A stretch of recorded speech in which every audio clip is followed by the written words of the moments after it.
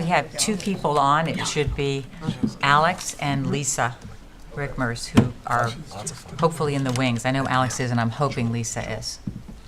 So let me know when they're on, and we can go ahead and start with that. All right, I have the book. They're coming in. Good, thank you. Wonderful. All right. Everyone ready? All right, we're going to go ahead and get started, everyone. Welcome to the August 7 Zoning Board of Appeal meeting. We have on Zoom Lisa Rickmers, our planning consultant. We also have Alex Wallach, our planning director. And today in person, of course, we have Tom, we have Oren Glick, myself, Linda Munn, and Joyce Jaffa. So we're ready to get started, all right? The first matter on the agenda before the board is case number 3190, Maximilian Casante, 484 First Neck Lane. The applicant has requested an adjournment to September 4. Do I have a motion to adjourn? A motion. Do I need to have seconds on these motions? Second, and then. All right, and do I have a second? Yes. All those in favor? Aye. Aye. Matters adjourned till, excuse me, I stand corrected. October 2nd is what they actually requested. Excuse me, I stand corrected. Okay, Sorry, it says September 4th. I know, but I Okay. understand the most recent request was October 2nd, so that's fine. All right, the second matter is case number 3204, Meadow Club of Southampton, 555 First Neck Lane. They have in turn requested an adjournment till September 4th. Do I have a motion to adjourn that until September the 4th? Motion. Moved. Any second? Second. All those in favor? Aye. Aye. It is so moved. The Meadow Club case is moved to September the 4th. Then the carryover case, the first one is Diamond Communications. It's case number 3203, 25 Windmill Lane. And they are here, and we'll go ahead and hear what you all have to say. Thanks for coming back with the follow-up information.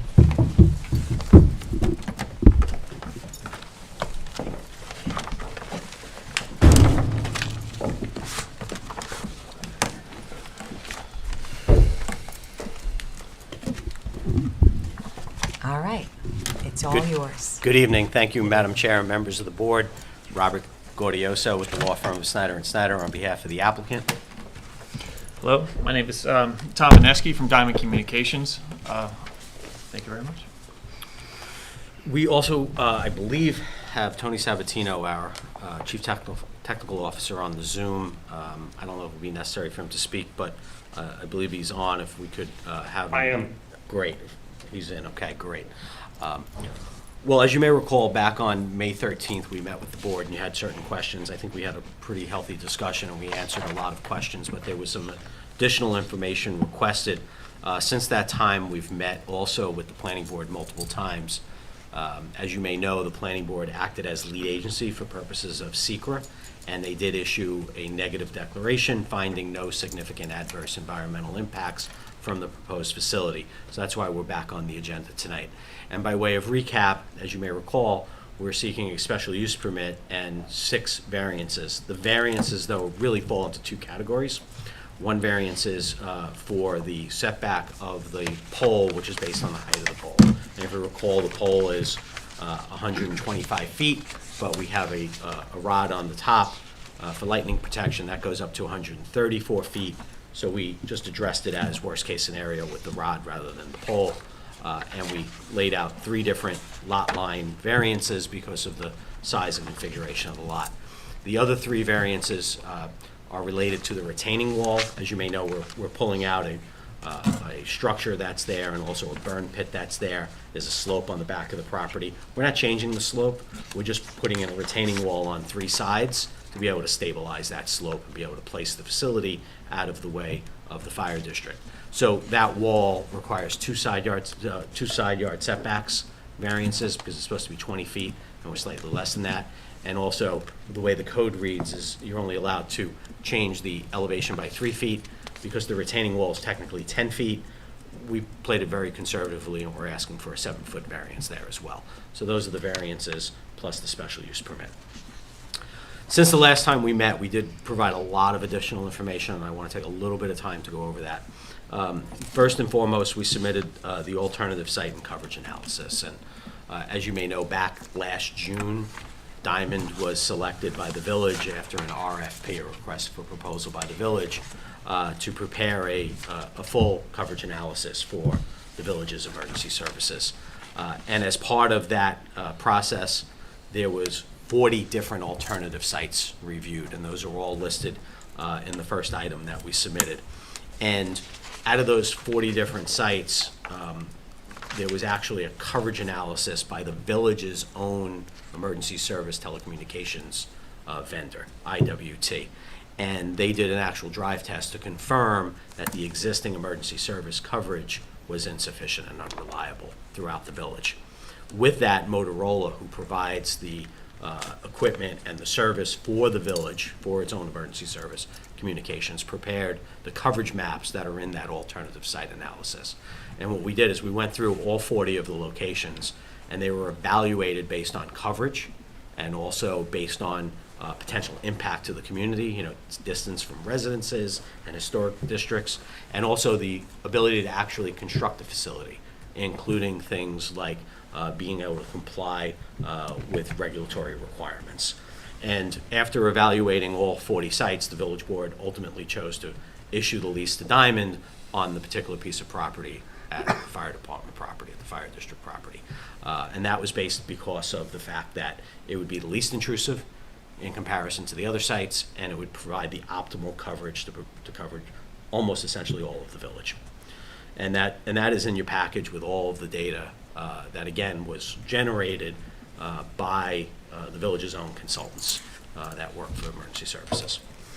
We submitted a revised structural letter, which shows that there would be, and I think we had a pretty detailed conversation about this last time, a 25% safety factor built into the structural standards, and that the tower would be designed to collapse upon itself within the property in the unlikely situation where the tower could collapse. We submitted from the State Historic Preservation Office concurrence that there would be no adverse effect on any historic or archaeological resources. As you recall, we're outside of the historic district.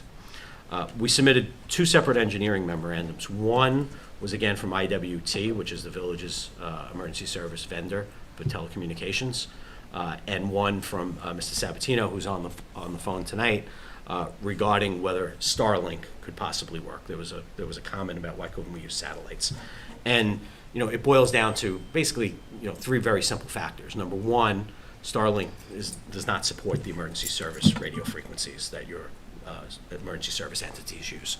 Number two, it's not designed for indoor service, and number three, it's designed for stationary service, not mobility type service. So when you're dealing with emergency services in particular, being mobile, having very low latency, meaning that if there's a discussion about whether someone should shoot or not shoot, whether someone should give CPR and how they should give CPR, that needs to be instantaneous, it needs to be mobile, and it needs to be throughout the village.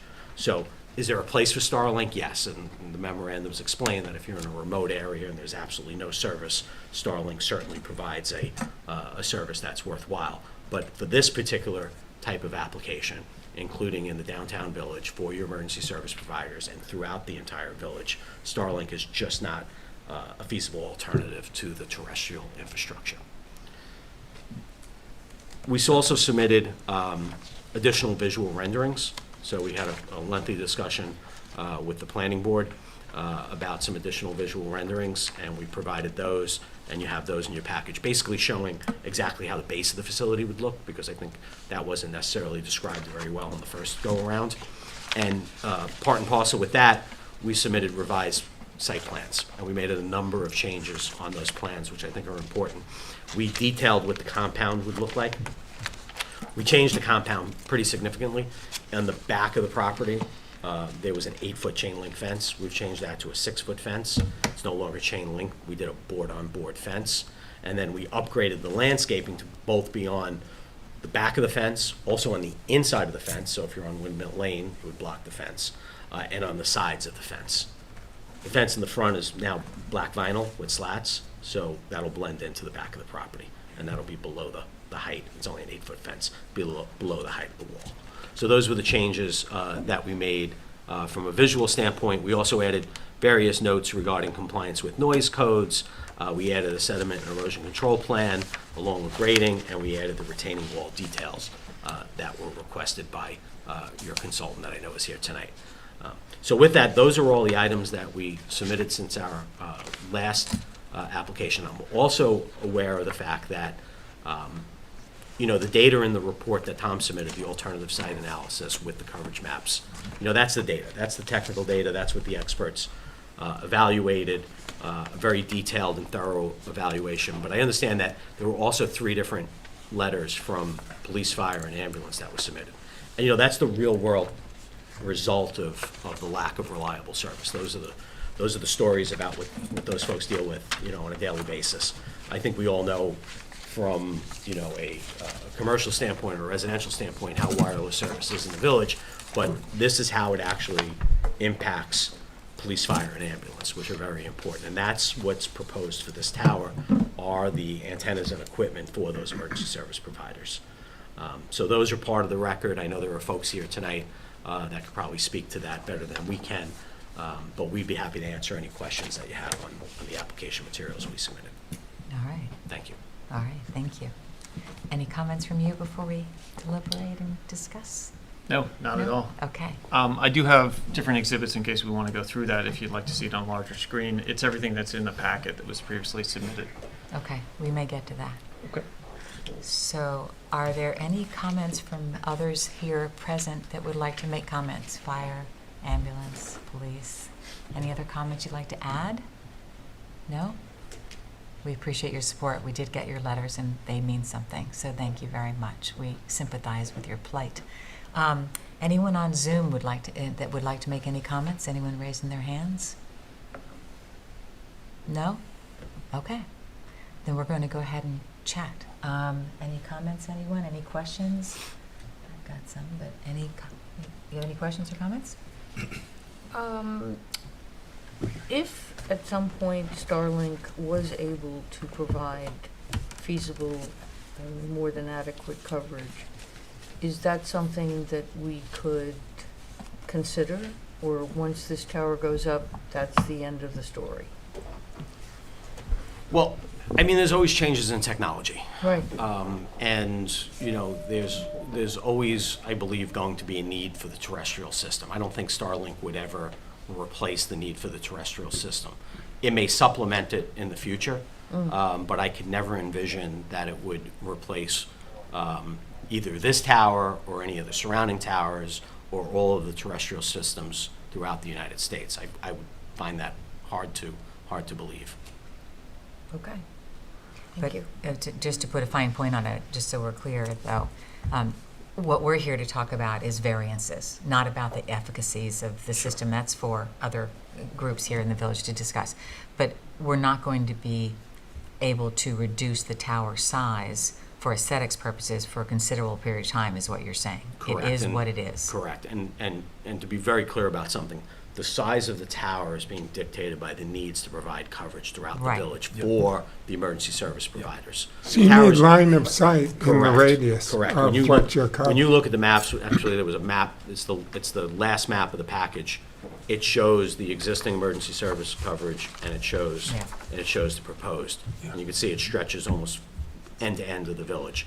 And that's at that height. And that's why this site was optimal, given its location and given its height, to cover the entire village and avoid a proliferation of towers, quite frankly. Now, I read in the submission that in the numerous charts that were provided, it listed some of the alternative sites. The first 20 you threw out for other good reasons. There were remaining 20, others remaining 22.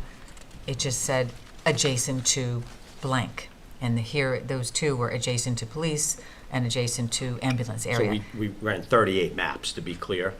The reason we didn't run 40 is 2 of them were literally adjacent to some other site that like the dog park, I think, was Yeah, adjacent. and dog park was one of them. Correct. Same with the basketball courts. Yeah. They're actually separate parcels. That's why we had to run them. We had to evaluate them as part of the 40, but the coverage would be substantially the same. So my question is, comparing, it's my, I'm not an expert on this, so please tell me if I have the correct understanding. Okay. Those other sites at the ambulance and the police area would be inadequate. You'd have to build 2 towers Yes. to get the impact you have of this 1 tower down to the fire department. Is that accurate? Yes, and that is why this Okay. site was chosen. Okay, to reduce it to one tower. okay. But if you had two, they wouldn't be as tall, right? It'd be a question of location and where that could be. You would still need to fill in the holes. The height would not change substantially. It's not that you add two and you cut them in half. They would Right, still yeah. be, They have Yeah. to be line of sight to the furthest they would point. more than likely be over 100 feet apiece. They have to be above the tree line, Yeah, and you also have to have the vertical separation. You have the emergency services on top, and then you're gonna have the 3 or 4 carriers below that, and they have to be stacked. Oh. Again, we're the zoning board, we're not planning or ARB and so on, so I'm not going to get into the technology, just, I'm into the aesthetics of it all, because it's so near the historical district and historic buildings and so on. Why not a tree-like structure? Sure. So, the trees have come a long way in their design. They look a lot better. Where they don't look good is when there's not a hill or a thick forest behind them. Oh, So when you add the branches, what you do is number one, the branches are fake, right? Like a fake Christmas tree. They're fake. They don't change color. They don't drop in the winter. They are we hope. they're green. They're green all the time. And what they are is they're bigger than where the antennas are, so they stick out. So they add bulk and mass. They actually, in this type of context, They'd be your eye worse. would be drawn to it. Okay, Also, the police and fire antennas are whips. They're longer antennas. So the panels that you normally see on the cell phone tower for the carriers are 4 to 8 feet in height, approximately a foot in width and white. They can be colored. The antennas that are being used by police and fire are the longer, thinner whip antennas. Those would be sticking out of the tree. So the using the branches to cover it wouldn't necessarily Doesn't cover help. those at all. okay, okay. Now, there was one person on Cooper Farm Road, a resident, who respectfully wrote in a letter, and they're very concerned about the health effects. I read the report on health effects, but I just want to honor that person's concerns. Can you speak to the health effects in case they're Yeah, listening, et cetera? No, it's a very important question, and number one, under federal law, it is preempted. It's a preempted issue, and your code addresses that. Nevertheless, we did do the report. We did a full worst-case analysis report. Mr. Sabatino signed it. It's in the file. And even at the worst-case scenario, maximum power all the time, it's less than 10% of the FCC limit, which is the standard that governs. So it's actually extremely safe, in part because of where it's located. It's height above ground. It's not near anyone. And it's less than 10% of the allowable 100% limitation. Right, okay. That being the case, just to be clear, you cannot address health issues if in fact it complies with FCC requirements that are below Right. our frequency numbers. Right, I just want to put it on the record for the residents who are not reading all the documents here, but we are. All right. You talked about landscaping. The documents provided show, they show a tree up on a hill, and then there's a fence, if you will. Is there Sure. going to be anything blocking this long fence? Yes, so did you see the visual renderings, Tom? Maybe you can I bring those up. So we did. changed the plans. We now have 21 evergreens. We have them in front of the fence and behind the fence. Oh, I misunderstood that. Yep. I saw them, but I thought, okay. no, So that's- if that Tom, answers I my think Tom question. if we can share the screen, because we worked hard at this and we adjusted the compound to do exactly the point that you're raising. Okay. Is that previously we had them behind the fence, so if you were on Windmill Lane, you would see the fence on top of the hill. Right. We've now we've sandwiched the fence. We've lowered the height of the fence. We've gone with a wood-on-wood board fence, and we've sandwiched the fence with the evergreens. And the retaining wall, that will have, The retaining wall will be a block stacked wall Mm-hmm. with an earth tone, and that'll be behind the fence that's at grade. and what will the block stack wall be made of? It'll be made out of block, but it'll be I mean- like a cement block that'll be stacked as a detail We, on the we actually have a plans. great picture. If I can just Did you share put it up? my Yeah. screen, I can. It was in the And it'll be materials. behind, Yeah. behind the black fence is the point. Okay, But it'll be a stacked block, so it'll be a natural stone, yeah, as opposed to Yes. like a cement slab. Yeah, It will not okay. be a cement slab. It'll be a stacked stone on, just for that reason. okay, thank you. I don't have a share option. No, I saw them in the materials, I just wanted to make sure it was gonna look like Sure. stone in real life. Stone, yes. And Oh, not there cinder blocks. Not cinder block. So when I said block, that's why I chuckled, because of the way it came out of my Yeah. mouth was that it was block, but it's a stone block. Yeah, okay. No, that's fine. Well, those were my questions. Does anyone else have any other questions on this? So those renderings you have There you go. on the, Oh, here we go. Thank you. those renderings you have on the pole, that's what it would look like with, 4 providers in addition to the emergency The services. one set of renderings The we one did set with the of four, yeah, with the so four. the That's what emergency it would- services on top, just the whips. Right. And then the 4 carriers would have the panel antennas. I'm just gonna bring up the block, oh, there it was. That's the Yes. material being used for the block wall. Yeah, that's the stone. So it's not a cinder block. And what's the maturity of this lease? I assume it's some kind of a lease with a maturity. I don't know that off the top of my head. I'm sorry, I missed the term So question. you have the right to have this antenna here in perpetuity, or Oh, is no, there a... not at all. There's a term. No, it's, I believe it's a 25-year term. That's what I thought. Okay. So in 25 years, future trustees can make a decision Yes, based on technology then available. yes. But the question I have, if it's a 25-year lease, I mean, obviously, this is a bad analogy, but like televisions we had 5 years ago are significantly smaller than what is happening today. So I imagine in your conversations with the planning board that this has been discussed, because it could be significantly smaller structure through which you're able to provide the same service. I mean, we don't want to be in it. I mean, obviously, I completely understand that we need this direly, the emergency services and the regular cellular access. And seems this summer it's been particularly taxed in gridlock. So there's no question about the need for it. My question is, I mean, a 25-year lease, I mean, we can find 5 years down the road that technologies evolve that you're able to provide the same type of service with a much smaller structure.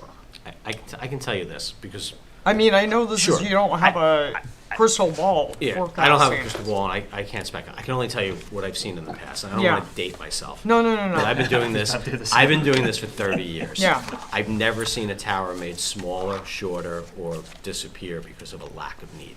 The need for wireless service has grown exponentially, and it will continue to grow. Every generation of service, people use it more. Since COVID, we see all the additional uses, whether it's learning at a distance, whether it's remote medicine, emergency services never goes away. So those poles from 25 years ago were roughly the same height and the Yeah, same. I actually did a Yeah, lot of maybe them. even- So I started back in 1996, and the poles we're putting up today are very similar. In fact, a lot of those lease terms are coming up, Right. and we're having to extend them and renew them. And As is. Yeah, as is. Yeah. What's changed is, in fact, the antennas in some cases have gotten larger. The antennas that go on there for the carriers. We're not talking about the equipment for public safety here. That's kind of remained the same with the whip antennas. But some of the carrier antennas have actually grown larger as they put more radios in them to Yeah. do that. Yeah. There are small cells which were not around 25 years ago, but then you have 40 to 50 of them in an area, so they're a different type. Another thing that drives the height of the tower is what I talked about before, is being able to support all 4 of the carriers. Because otherwise you have a proliferation of towers. And why 4 carriers?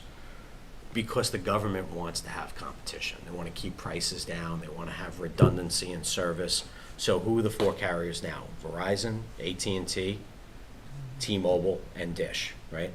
There used to be Nextel. They merged with Sprint, and then Sprint merged with T-Mobile. So it went from 3 to 1, but then Dish was created to keep, as part of the T-Mobile merger, the government required that Dish build out their system. So the government has kept very steady in the FCC licensing realm, 4 carriers to keep that redundant service, so not one carrier, if their system goes down, there's no service, and to be able to keep prices competitive.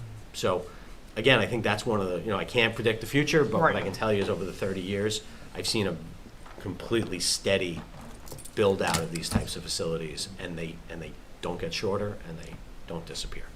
Okay, thank you.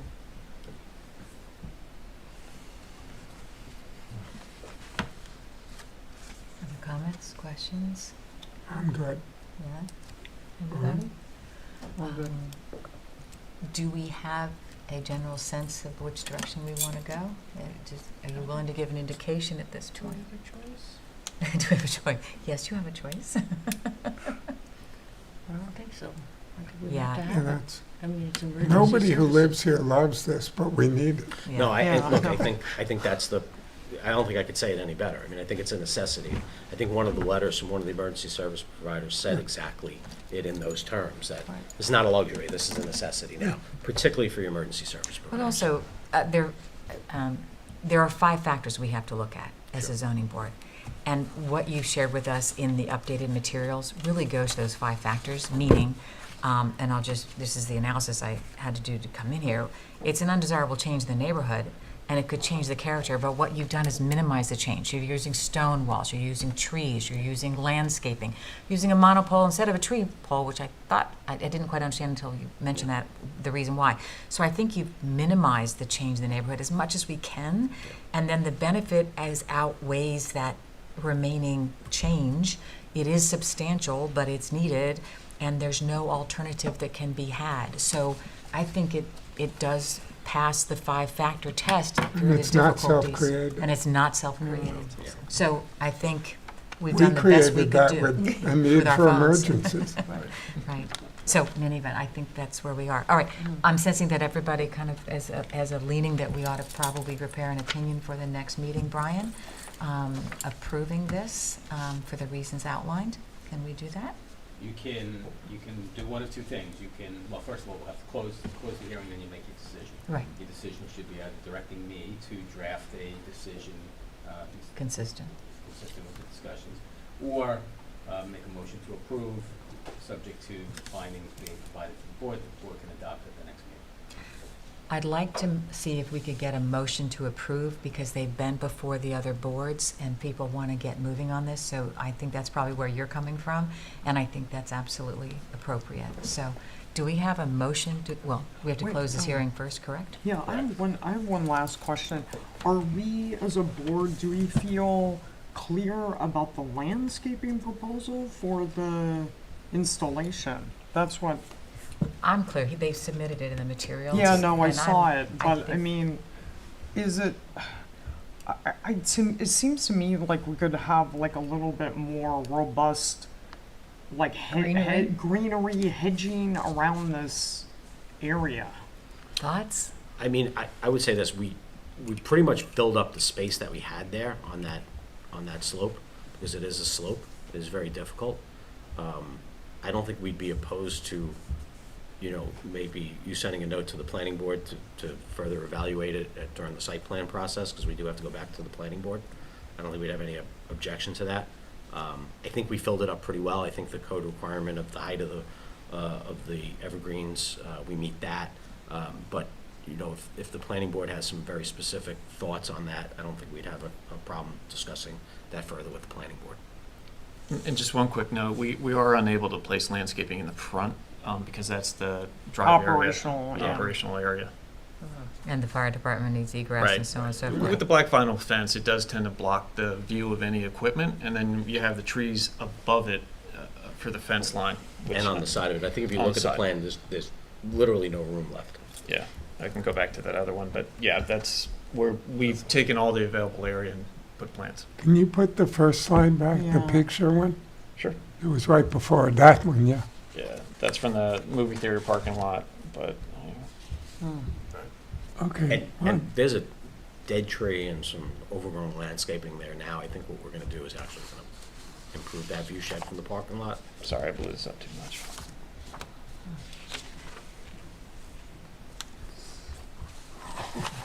No, I mean, it's just a question that I thought was important No, to and- get some and- edification And we on. did, Yeah. from the last meeting in May, like, we worked hard on the wall, as the Madam Chair said, and the landscaping. We changed the fencing, just for that reason, just for the exact reason that you're talking Okay. about. Yeah, we're No, very we aware so that the appreciate all the wood work board that would you've stand done out.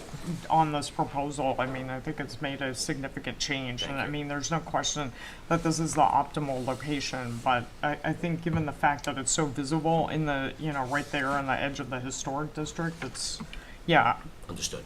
okay. All So right. just a quick question. There are some signages put up right on the pole, right? Where if you're really close to it, On the fence, but behind the building, behind the building where it Yeah. says, it's Yeah. no trespassing No sign, trespass, FCC clearly. sign that has the notification with the phone number and the site ID, like required FCC signage. right. And what about, is there any other health concerns, or if someone is close to, literally standing close? There's literally signs that the FCC requires, so that and it wouldn't be if you were at the base of the pole, it would be only if you were Climbing. climbing the Climbing, pole, okay, so- and not even climbing the pole, but elevated in front of the antennas. So you would have to either be on a crane or some other way. Okay. But there is the required notification signs, and it's behind the building, so you can't see it from the street. It's on the part of the fence. That's where the gate is, on the left-hand side. Okay. That's that. And that's detailed on the plans. Okay. Yeah. All right. Makes sense. Any other comments, questions? No? Given the discussion here, I want to go back to the folks here and the folks on Zoom. Does anyone have any comments they'd like to offer, given our questions and comments? Any comebacks? I was just gonna ask, how many, Wait, sir, if you're going to speak, we need you to step up and name and address. Thank you. Thank you. Christopher Westwood, 170 Pulaski Street, Southampton. I was just gonna ask how many hazard and warning lights will be up the pole, how high, how bright will they be? No lights on the pole. No lights at all? Correct. Okay. That's a great question. Oh, though. Great question. Wow. How You do you missed do that. that? Don't you have to have them for airplanes or something? Not If it's this over end. 200 feet or near an airport. Yeah. Oh, good answer. Yeah, which it isn't. Thank you. I didn't know that. yeah. You have been doing this for a while. That was a quick answer. That was a fast answer. It's almost 30 years. All right. Any other questions from folks in the audience? Anyone on Zoom like to say anything? No? All right. Do I hear a motion to close the hearing on this case? So So do we moved. move it? Do I hear a second? Second. All those in favor? Aye. Aye. All right. Do I hear a motion for the following? A motion to approve a special exception permit for a public utility structure, Tier 3 wireless facility. And second, to approve the area variances relief for 3 setbacks relating to the height of the structure and 3 setbacks relating to the proposed retaining walls, as detailed in the submitted materials. Do I hear a motion to approve those items? So moved. Do I hear a second? Second. All those in favor of approving? Aye. Aye. Aye. All those opposed? None are opposed. Passes. Thank Thank you very you much for very your time much. this evening. Appreciate throughout the Thank you. process. You've Thank made you. a very good presentation. Thank you. And if you could talk to the planning board about Yeah, any additional shrubbery, would be great. sure. As promised. Thank you. Thank you very much. Okay. Done with that. Had to do it. Okay. So the next case is case number 3206, Bishop Waves at 139 Bishop's Lane. And they have requested that we adjourn that case to September 4th. Do I hear a motion to adjourn Bishop Wave? Motion? Do I hear a second? Second. All those in favor of adjourning it to September 4? Aye. Aye. Aye. Unanimous, thank you. All right, the next case is case number 3209, Tallow Building Corporation at 121 David White's Lane. We're ready to hear that case, thank you. Should we get a seat like a Senate hearing? Yeah, with lots of microphones. All right. Good evening, everyone. My name is Ralph Rastu. I am the owner of Tallow Building Corp., which is also the owner of 121 David White's Lane. I have a script here because I don't do this for a living, so. In determining whether to grant an area variance, the ZBA must engage in a balancing test, which is to weigh the benefit of the applicant against the detriment to the health, safety, welfare of the neighborhood or community. While I realize this is a statement of the obvious, I wanted to reiterate it to be clear. There are 5 statutory factors for the ZBA to consider. I will address those 5 statutes first. 1, whether an undesirable change will be produced in the character of the neighborhood or a detriment to nearby properties will be created by granting of the variance. We don't believe it will, as the relief requested will not be of a visually noticeable consequence or elicit any more noise based on standardized decibel testing criteria. The pool is, of course, flush and level with the ground, and the spa is only raised 3 feet. Neither structure is visible from the street or from the neighboring properties. 2, whether the benefits sought by the applicant can be achieved by some method feasible for the applicant to pursue other than an area variance. There is not a feasible alternative to us, as the only other alternative would be to completely rip out and redo the pool. With respect to the pool equipment, we can put a solid wooden surround around the equipment, which at that point would make it an accessory structure, we believe, and that reduces the required setback to 10 feet, not 20. Therefore, our requested relief would be substantially reduced from 12.5 feet to 2.5 feet, and it would conform to the side yard setbacks. To rip out and redo the pool would cost in excess of $190,000 as provided by the estimate submitted with this application. Whether the requested area variance is substantial, we don't believe the requested variances of 5, 3, and ultimately 2.5 feet are substantial. Whether the proposed variance will have an adverse effect or impact physical or environmental conditions in the neighborhood. It will not have any effects or impact on the neighborhood or environment. You can see from the photos provided that we did extensive mature landscaping in order to create privacy among all of our adjoining neighbors. At the request of our neighbor to the west, 170 Pulaski Street, we installed a 6-foot-high solid wooden fence to create even more privacy and sound attenuation. 5, whether the alleged difficulty was self-created with respect to this factor, New York law provides that it is a consideration, is relevant to the decision of the ZBA, but is not determinative. It was not self-created, as it was an error on part of the surveyor, which leads me to how we ended up having to apply for this variance. The original site plan and survey that was submitted to the building department showed a 10-foot rear and side yard setback for the pool. The pool equipment was shown to be behind the garage. Once the permit was submitted, the building department noted that the setbacks are 20 feet, not 10 feet. I relayed this to my architect, who then revised the site plan, and subsequently I thought it had been relayed to the surveyor as well. Unbeknownst to me, the surveyor staked out the pool with 10-foot offsets. I did not question this, as it was his area of expertise. The pool was built according to these offsets. Being we planted large leylands prior to the pool being built, we couldn't see where the fence or the property line was, so there was no reason to question the pool location, as it appeared to be within correct setbacks. I was not aware of this error until the day I went into the building department to get a time frame for my final inspection. When I was told the pool was 15, not 20, I thought Chris meant the pool width, not the setbacks. It came as a complete and utter surprise to me that the pool did not conform to the required setbacks.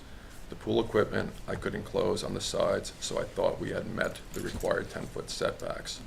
Once I was told about the issues, I immediately contacted my surveyor, and unfortunately he is battling stage 4 skin cancer, so I did not want to add to his stress. Subsequently, in the span of 3 days, we managed to pull together all the documents necessary to file for this variance. This was not a blatant attempt to disregard the zoning laws, it was simple human error. In realizing this, and in consideration of my statements here, along with a letter of support from 113 David White's Lane, who is directly adjacent to the property, I would hope that the board grants this variance. Thank you very much. All right. Are there any comments from anyone in the audience about this particular application that you'd like to share? Yes.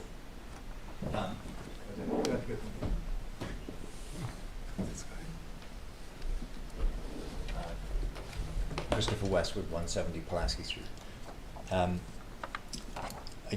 guess I wrote a letter explaining much of this to each, to the board. I guess where we come out is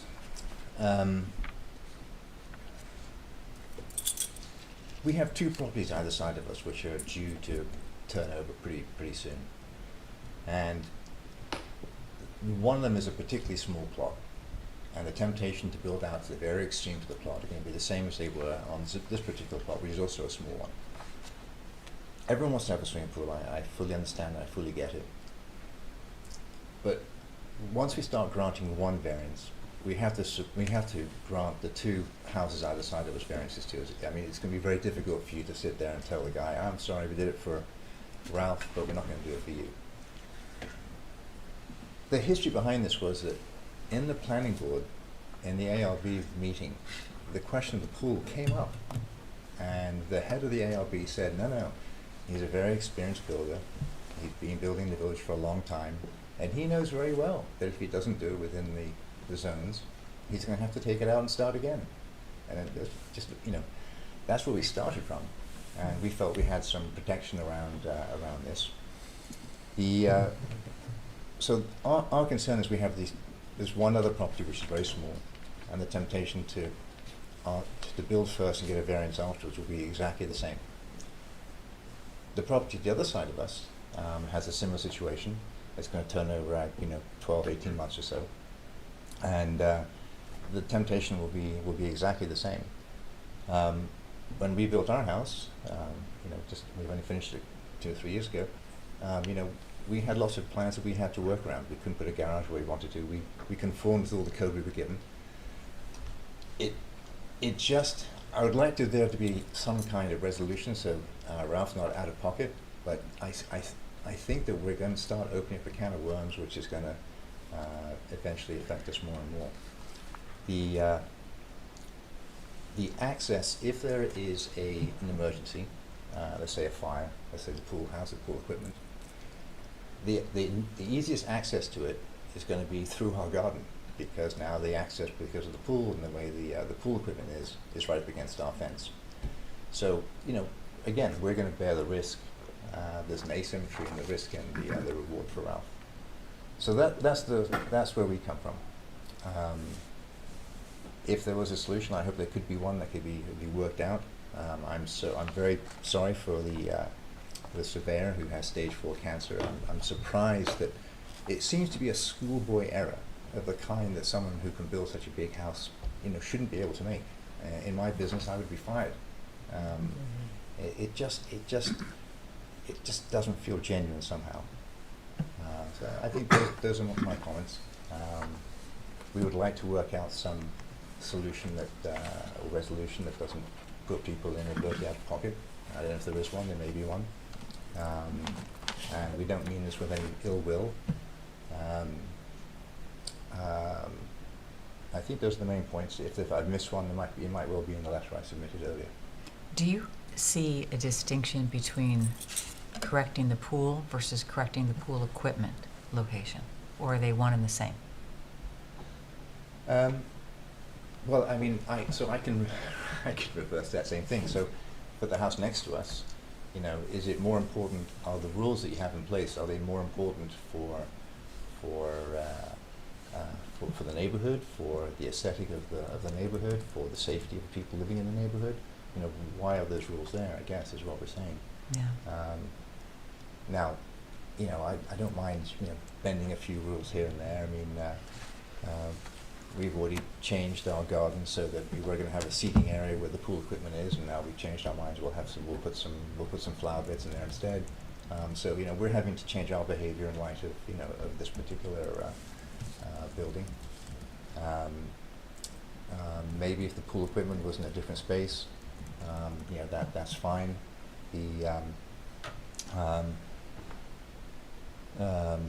It's a small property. I sympathize with it. I sympathize with the temptation to max out the building on the property.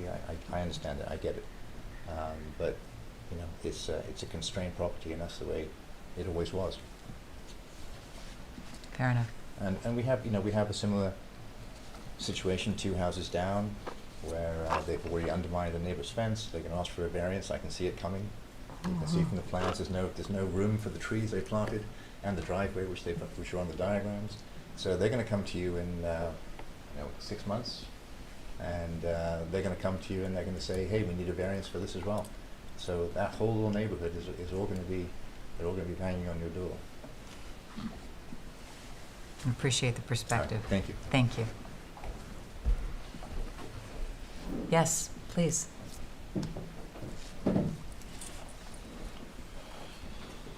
So I'm the one that wrote the letter, 113 David White's Lane, in support of Tallow Building Corp. I actually have a different perspective than my neighbor here. We are friends, or we were. Hopefully we'll continue. But my perspective is this, and I think this is really important for everyone to pay attention to. So I'm situated between the Tallow Building Corp building, new construction of Butch Payne, and I think it's the developers Denise Sarcona and her husband Richard. So after Tallow built their beautiful house, and they were so like considerate of their build, and that I lived there year round.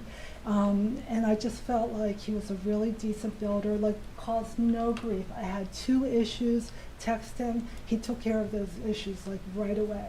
Now, I feel like if I had been really lucky and had him building on the other side, on the south side of my property, I'd probably be the happiest person in this village, because that's how respectful he was of my property. Switch pane builders have not only bulldozed my property, but damaged my new fence, which I'd gotten a permit for and installed last summer, and also my new hedges, which cost thousands of dollars. And they've promised me that by July 4th that they would replace the personal and the damaged property, and 2 weeks has come and gone, and I've not been able to receive any help. The fact that you have one decent builder, such as Tallow Building Corp., right, and then another builder like Butch Payne, who has literally and figuratively bulldozed over me, and it caused me so much grief from the very day one, like from the get-go, and have like, and I speak to them and I ask them to, you know, to fix this or whatever, and they tell me that they are going to, and instead they're just being vindictive and doing these horrible little things that I can't seem to get any help. Like, for instance, there's a porta potty that has no door, and so it's open all night, so all the, like, I just have to smell that porta potty. Like, no one, like, I don't understand why I can't get any help. They're like, this is a decent builder, and now I'm dealing with another builder who is so like unbelievable. I don't know how they can get away with it. They bulldoze my property and they cause me so much grief day in, day out. I don't get it. So I'm here in full support of decent builders and the nightmare builder on the other side. So that's my perspective. And I think that it's really, really important, because there's so much construction in this neighborhood, that it is really important that we support decent builders that don't cause homeowners grief, that don't bulldoze and, you know, create property damage and also harm me. The purpose, if you go into the building permit, buildings office, and you look at the purpose of this fence that I got a permit for last summer, the purpose of that fence was to protect me from the construction. I designed myself the sound barrier fence that they bulldozed, and the U's were very expensive. And the purpose on that building permit states it was to protect me from the new construction that was going to happen on the south side of my property. So in any case, this he built on a really challenging lot. The whole time he was building, I was really kind of impressed with the logistics of building on a challenging lot, and the fact that he managed to do it without like really like interfering with my life, or you know, doing property damage or structural damage to my house. So that's super important, and I think anyone who has lived through construction on both sides of them would agree with me that that's like #1 priority. So these little measurements, setback measurements, to me are secondary. It's so like I could care less about these, like, you know, measurement things. I know it's good to have them in place, right? And they are super important. I come from a design background. I know how important design, you know, measurements are. However, in this particular scenario, I think that the priority here that everyone in the village should be aware of, because it could happen to you, you know. It's like, the #1 priority is, you know, being able to live, and, you know, I think that, you know, Tallow Building Corp to me stands for the fact that you can build big, beautiful houses without killing the neighbor, period.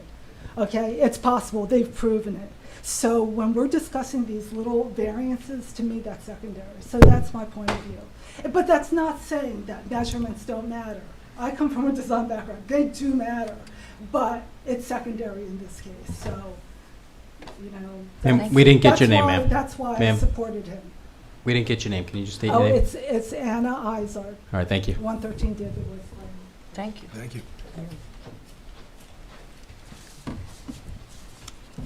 All right, thank you. Can I That was just helpful. add a few things in Sure. response to that? So from my understanding also, I got a hand up. Oh, excuse me. yeah, sure. Let's let other people, we'll come Yeah, back no, to you though, definitely. 100%. Yes. Thank you. Hi, I'm Susan Hopdesvin from 95 Post Crossing.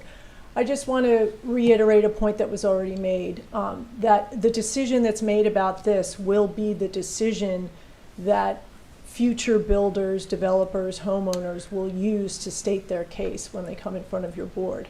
You see it, you hear it all the time, I read about it all the time. That's one point. The second point is that if these variances are granted, they become selling points for the home. They make it great that the pool equipment is set further from the home.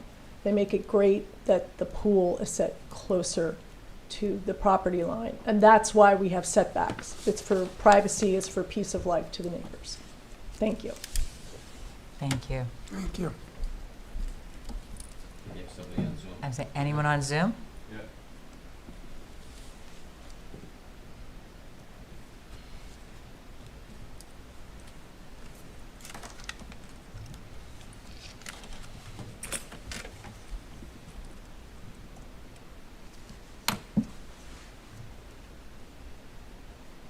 Hello, can you hear me?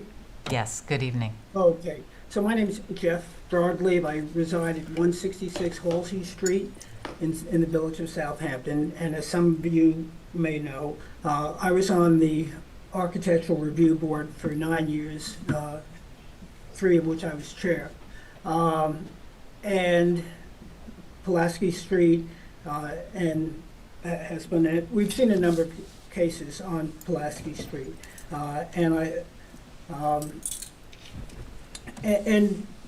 beyond that, the concern I have is that the validity of the code is only as good as people responsibly adhering to it. Obviously, there's a zoning board for those exceptional situations where there is a little bit of play. But to come before this board and ask for forgiveness rather than permission is particularly irksome, especially when the builder is not new to this. In fact, on their website, they proudly advertise that they have been building in the Hamptons for the past 25 years. So to make what I think was self-described as a schoolhood or schoolboy mistake stretches the imagination a little bit, but we'll give them, I'm not going to go into that, okay? But the fact is, the code is the code. There have been other situations where errors have occurred and have been corrected, and the financial issue is not one of consequence to the board, or should be. There was a house on Hunting Street some years back that was built again, supposedly because of a 1-foot error or something akin to that. And it was already framed, and guess what? It was taken down. I don't know who bore the cost for that, but it was corrected. So I don't know the property well enough to make a recommendation as to whether or not the board should grant a variance of 1 inch or 1 foot or whatever it might be. But the fact of asking forgiveness rather than permission when they know this area, they know the codes, just chips away at the credibility and the viability of the code. Thank you. Thank you. Anyone else on the line that would like to make comments? Anyone else? No one else on Zoom? All right. Any other comments from folks in the audience? You, I think, had something to say. A couple of things that I'll address on that. From my understanding now, I don't know if it's the planning department who handles the zoning code on it. I've been told from the building department there is consideration now, and most likely will be readdress the setbacks to pools on these particular lots. From what I'm told, it's supposed to go down to 15 feet, so this pool would comply with what potentially could be a new zoning code on it. The reasoning behind it is the small lots, and it devalues a lot of people's property because they cannot get a swimming pool on there. This was not a blatant disregard for the zoning laws. It was an actual human error on it, and it was not picked up. Yes, I've been building for 40 years. I've been building for 30 years out here. This is the first time I've been before a zoning board. So I want to reiterate, it wasn't a blatant disregard, and it is on the surface saying, you know, asking for forgiveness on it instead of permission. I would have never gone to the zoning board to get a variance for a pool on it, because it conformed to zoning on it. It was strictly a mistake. If we turn around and they adopt a new code on it where it's 15 feet, the pool conforms. If I put a wooden surround around the pool equipment, it conforms to existing zoning on it. As far as access for safety and everything, I absolutely and respectfully disagree with my neighbor there. There's no way fire department is going to go through his backyard and go through a 6-foot fence and 16-foot trees in order to get to a safety issue. They would come through my property on it. It's self-contained. You can see from the pictures. There's extensive, mature landscaping. It's not little 4-foot, you know, boxwoods or anything. It's 18-foot leylands that we put in the back for privacy for himself and for our property as well. So, that being said, like I said, I don't know if they're gonna adopt that code. I'm told they will, so again, it's not a blatant disregard. The last place I wanna be is before you guys, you know, asking for this variance. There was no option on it at this point. And ask Chris also, it was a complete surprise. I had no idea that it did not conform. We have the final survey. I was going for the final inspection. My understanding was I was in complete compliance with everything. Okay. I appreciate that. Other comments? I have to make a comment there. Please come, please, you have to come to the microphone, I'm afraid, so people can hear on the Zoom. It's Christopher Westwood from 170 Pulaski. So, I hear what you say. Let's assume it was a complete mistake. And let's say no one measured the distance from the pool to the fence. The pool equipment is right up against the fence. I mean, that's not a mistake. That's as intentional can be. I mean, it's not like I measured it like it was 3 inches over or 5 inches over. It's right up against the fence. So, you know, are we going to thumb our noses at the ARB? Does the ARB have any authority anymore? I'm so sorry, Ralph. It's such a terrible excuse to say that it was all a mistake. Never to know that the pool equipment doesn't go up against the fence. I mean, that should be obvious to anyone. So I think you're being so disingenuous. I really do. Now, I think we can still probably find a way to work around this, but let's kind of like, you know, let's all find a basis. I mean, maybe the code will change. You know, maybe the sun will rise from the west. You know, it might do.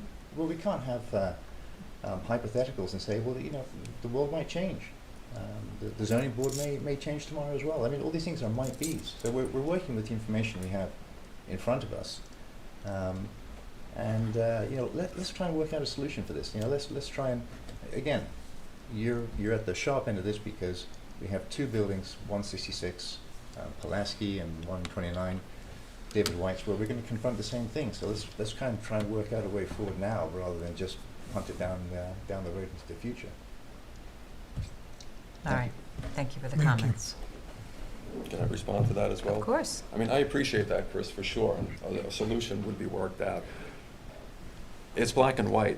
The pool equipment is not up against the fence. You can see it on the survey, there is a separation. According to the code, if I put a solid wood fence around it, it goes into accessory structure regulations. That reduces it to 10 feet. That would make it conforming. So it's black and white. It's not, you know, it's not like it's, I mean, I think it's 2.5 Wait, doesn't feet. it say 7.5 feet? It's here? 7.5. I can move it back a little bit to make it conforming. So that being said, I could conform, you know, make it conforming. The intent on it now was there was not a wooden surround around it right now, so it does not conform to zoning on it. And it was shown on the original survey and the application at the back of the garage. There was no setbacks off of that because it's inherently known what the setbacks are, so. Can I speak? So my property is along the south side of his property. There's a garage that's right up next to the property line, and their pool equipment was placed behind it. Now, originally, when I saw the plans, that's where I thought intuitively is where the pool equipment should go. So I don't know what this is about, like moving the pool equipment. It's in the intuitive place where it belongs. And I see it, I see the pipes, right? So I see my fence, there's the hedges, and I see it. But it's so, it's not a horrible, it's just all supposed to be there. Like everything is in the right place. To just put it simply, it's just all in the right place. To suggest to be, it moved, I'm like, why would you move it? It's in the logical place. It's where I feel like it belongs. If it were to be moved, it just would seem very strange. I think that if there's any noise issues, there's got to be something that you can do to, surround it to make the noise a little bit less. Now, I have a pool. I have the equipment like right next to my house, right? And I, hear the pool equipment because it's right where the bedroom window is. It's touching. It's not really that big of a deal. So, I don't know where the pool equipment would be moved to. It just doesn't make any sense. And I just feel like at this point, like to have this construction, like, continue and never end is just, it's unreasonable. It's a beautiful house. Everything's right where it should be. I just wish that they bought the property on the other side of me, because they're so respectful. Like, I don't really think that this is something that just needs to go on and on and on. It just, I don't know. Like, where would you move the pool equipment to? It doesn't make any sense. There's not a lot of room to maneuver. It's small. It's a pretty small lot.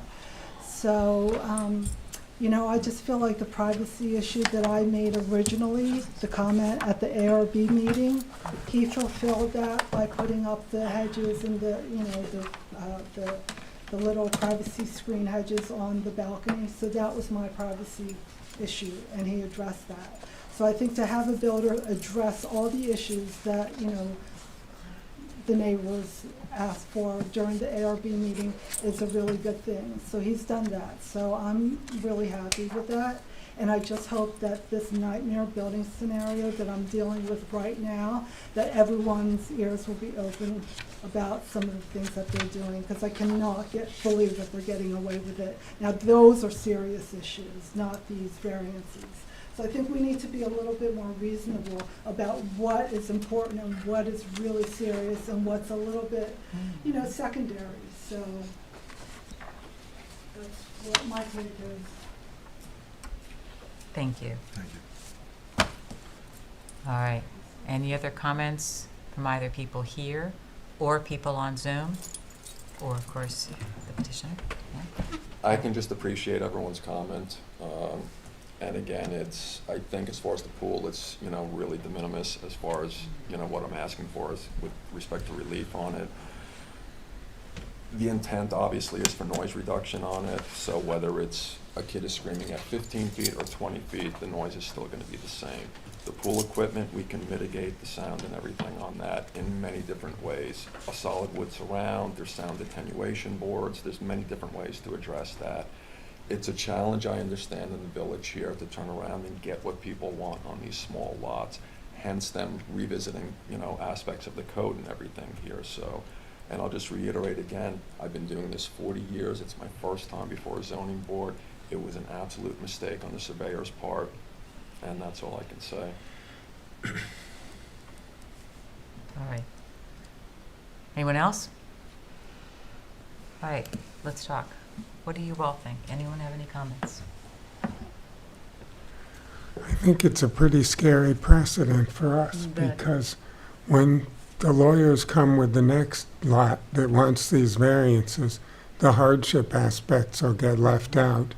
And they're going to say, look, you allowed it last time, you have to allow it this time. That's what we deal with, precedent, and precedent. This is a very poor precedent that we're going to have to live with again and again and again. Also, in my business, we have errors and omissions insurance. I assume the surveyor Has insurance? can remedy it from an insurance. I'm sorry to make you, it's a unfortunately, sympathetic cases lead to bad law. Do I respond point. like in kind like this? If you'd like. Sure. Because there is precedent-setting cases that the ZBA has granted variances on setbacks before as well. I didn't cite them, but there is precedent-setting cases on it before. I would be open to a compromise on it if that's such the way to. I don't think it actually opens a Pandora's box as far as the pools are concerned or anything. The pool equipment, as I said, I can mitigate that stuff for sure. That's an easier solution than obviously moving a pool. You know, to move an in-ground gunite pool and spa is essentially you have, you know, in the packet there what it's going to cost to do that and everything. So, and I don't think it, again, is that big of a variance to ask for. I mean, on the north, I don't remember on the north side if it's 3 feet and the south side is 5 feet. I don't think, like I said, it opens up that Pandora's box. So I just want to make sure I have the facts. The variance for the equipment is from 20 feet to 7.5 on the west side and 20 feet to 11 feet on the north side. Yeah, it actually should be the south side. It's not the north side. Okay. Okay, south side. thank you. But Yeah. it's 20 to 7.5 and 20 to 11. Yeah. Those are substantial. Yeah, Sorry. you said the 3 to 5. That's what I was It's substantial. just one of our rules. Yeah, no, that's substantial for sure, but if you put if I put a wooden surround on it, which I've done in other cases and everything, it reduces to accessory structure setbacks. And then But you plus- haven't. You have I it. haven't yet. So we can only consider what's before us, sorry. Okay, well, that was actually, I didn't know, I had spoken to Chris about it. He said, go before, you know, the zoning board on it, and if you put, you know, a wooden surround on it, then it would count as accessory structure. I didn't know, if I would have known that, I would have obviously done it beforehand. But it could be a condition of the zoning variance, couldn't it? I don't know. Well, we need to talk about it and decide that. We don't know. Okay. I can't answer that right now. We're still, Yeah. figuring things out. So concern about precedent, concern about impact on neighbors and so on. Yeah, anything else? I think I mean, you're in the construction business, and you're as good as your weakest link.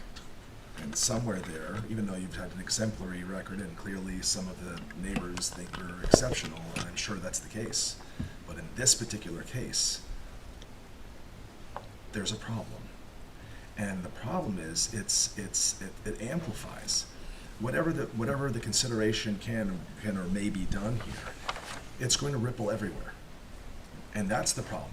I hear what the neighbors are saying, that, there's different levels of concern when people come in and do construction, and I'm sympathetic to hearing that. But our job is to look at the setbacks and the variances that are requested, and know that once we adhere to something, everyone's going to come and say, well, you did it here, and right next door we're actually going to build it that way. And it won't even be with the error that this, unfortunately, what happened to you here, which is terrible. I wonder, when you had someone do these drawings, that someone didn't double check it and say, it just seems awfully close. It seems awfully close to put, I mean, I can see it here, and I'm a layman, but I can see here that this pool equipment really abuts the line. Mm-hmm. So, it's, and I understand that maybe there is a way to figure out a path, but it's a problem, and it's much bigger than this project. It's going to come from everywhere, and not just these streets. It's going to happen everywhere, and everyone is going to put their pool equipment that's going to do a new project can put it within 7 feet of the corner of the property line. Why? Because you guys said it was okay. I understand that there's an exception, but that's the issue we have to contend with. And I agree with you on that point there, 100%.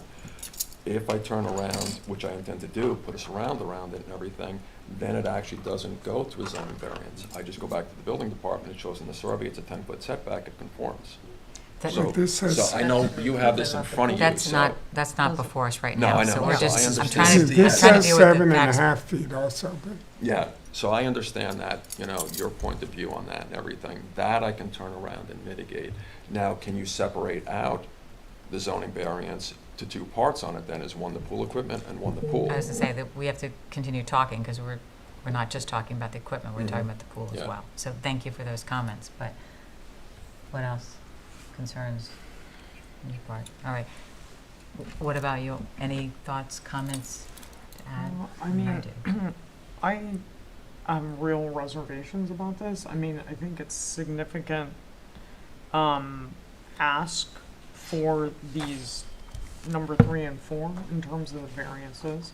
I think we have to be very careful about precedent. If we do grant it, I think we can only talk about what's presented before us right now.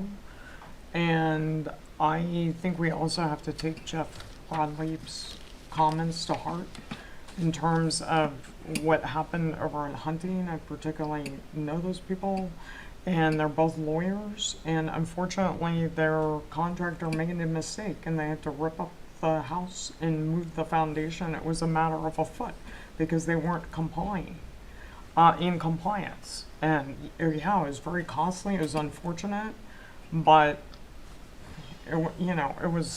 that's the situation, so. Yeah. But I think also, with respect to that, you're talking apples and oranges. You're talking about a house, 2-story structure. No. foundation. I think you're misunderstanding, and I don't mean to interrupt, but I'm just saying it's in the scope of what comes here before the zoning board and what our responsibility for these 5 standards by which we're supposed to look at, make the decision on the case before us. Oh, So I'm not saying that it is apples and oranges, but I'm also saying that's a situation in which they were out of compliance by a matter of a foot, and they, the ruling was that they had to go back to the table, so they picked up the foundation and moved the house. Which again, if you take the 5 parameters that you make decisions on and everything, it's not a visual impact on the pool, because that's great. If you have a house, yeah, then it's, even though it's only a foot, it's substantially more visible and has an impact as opposed to an at-grade pool. Well, I think once again, you're missing the point that I'm trying to make, and so anyway, I think we have to move No, I on. understand Yeah. from a strictly legal standpoint and what, the decision of the board is, governed by, but that's also part of the 5 rules too, is to turn around and, take that into account as well. Impact on neighborhood, visual impact. All right. Also, I would Linda? add to what Oren said. In my business, I get handed spreadsheets hourly. If something is 50% off, I can just look at it and circle it with a red pencil and say, this is messed up, can you please do it again? And I'm not a professional builder. I've done a lot of work in properties.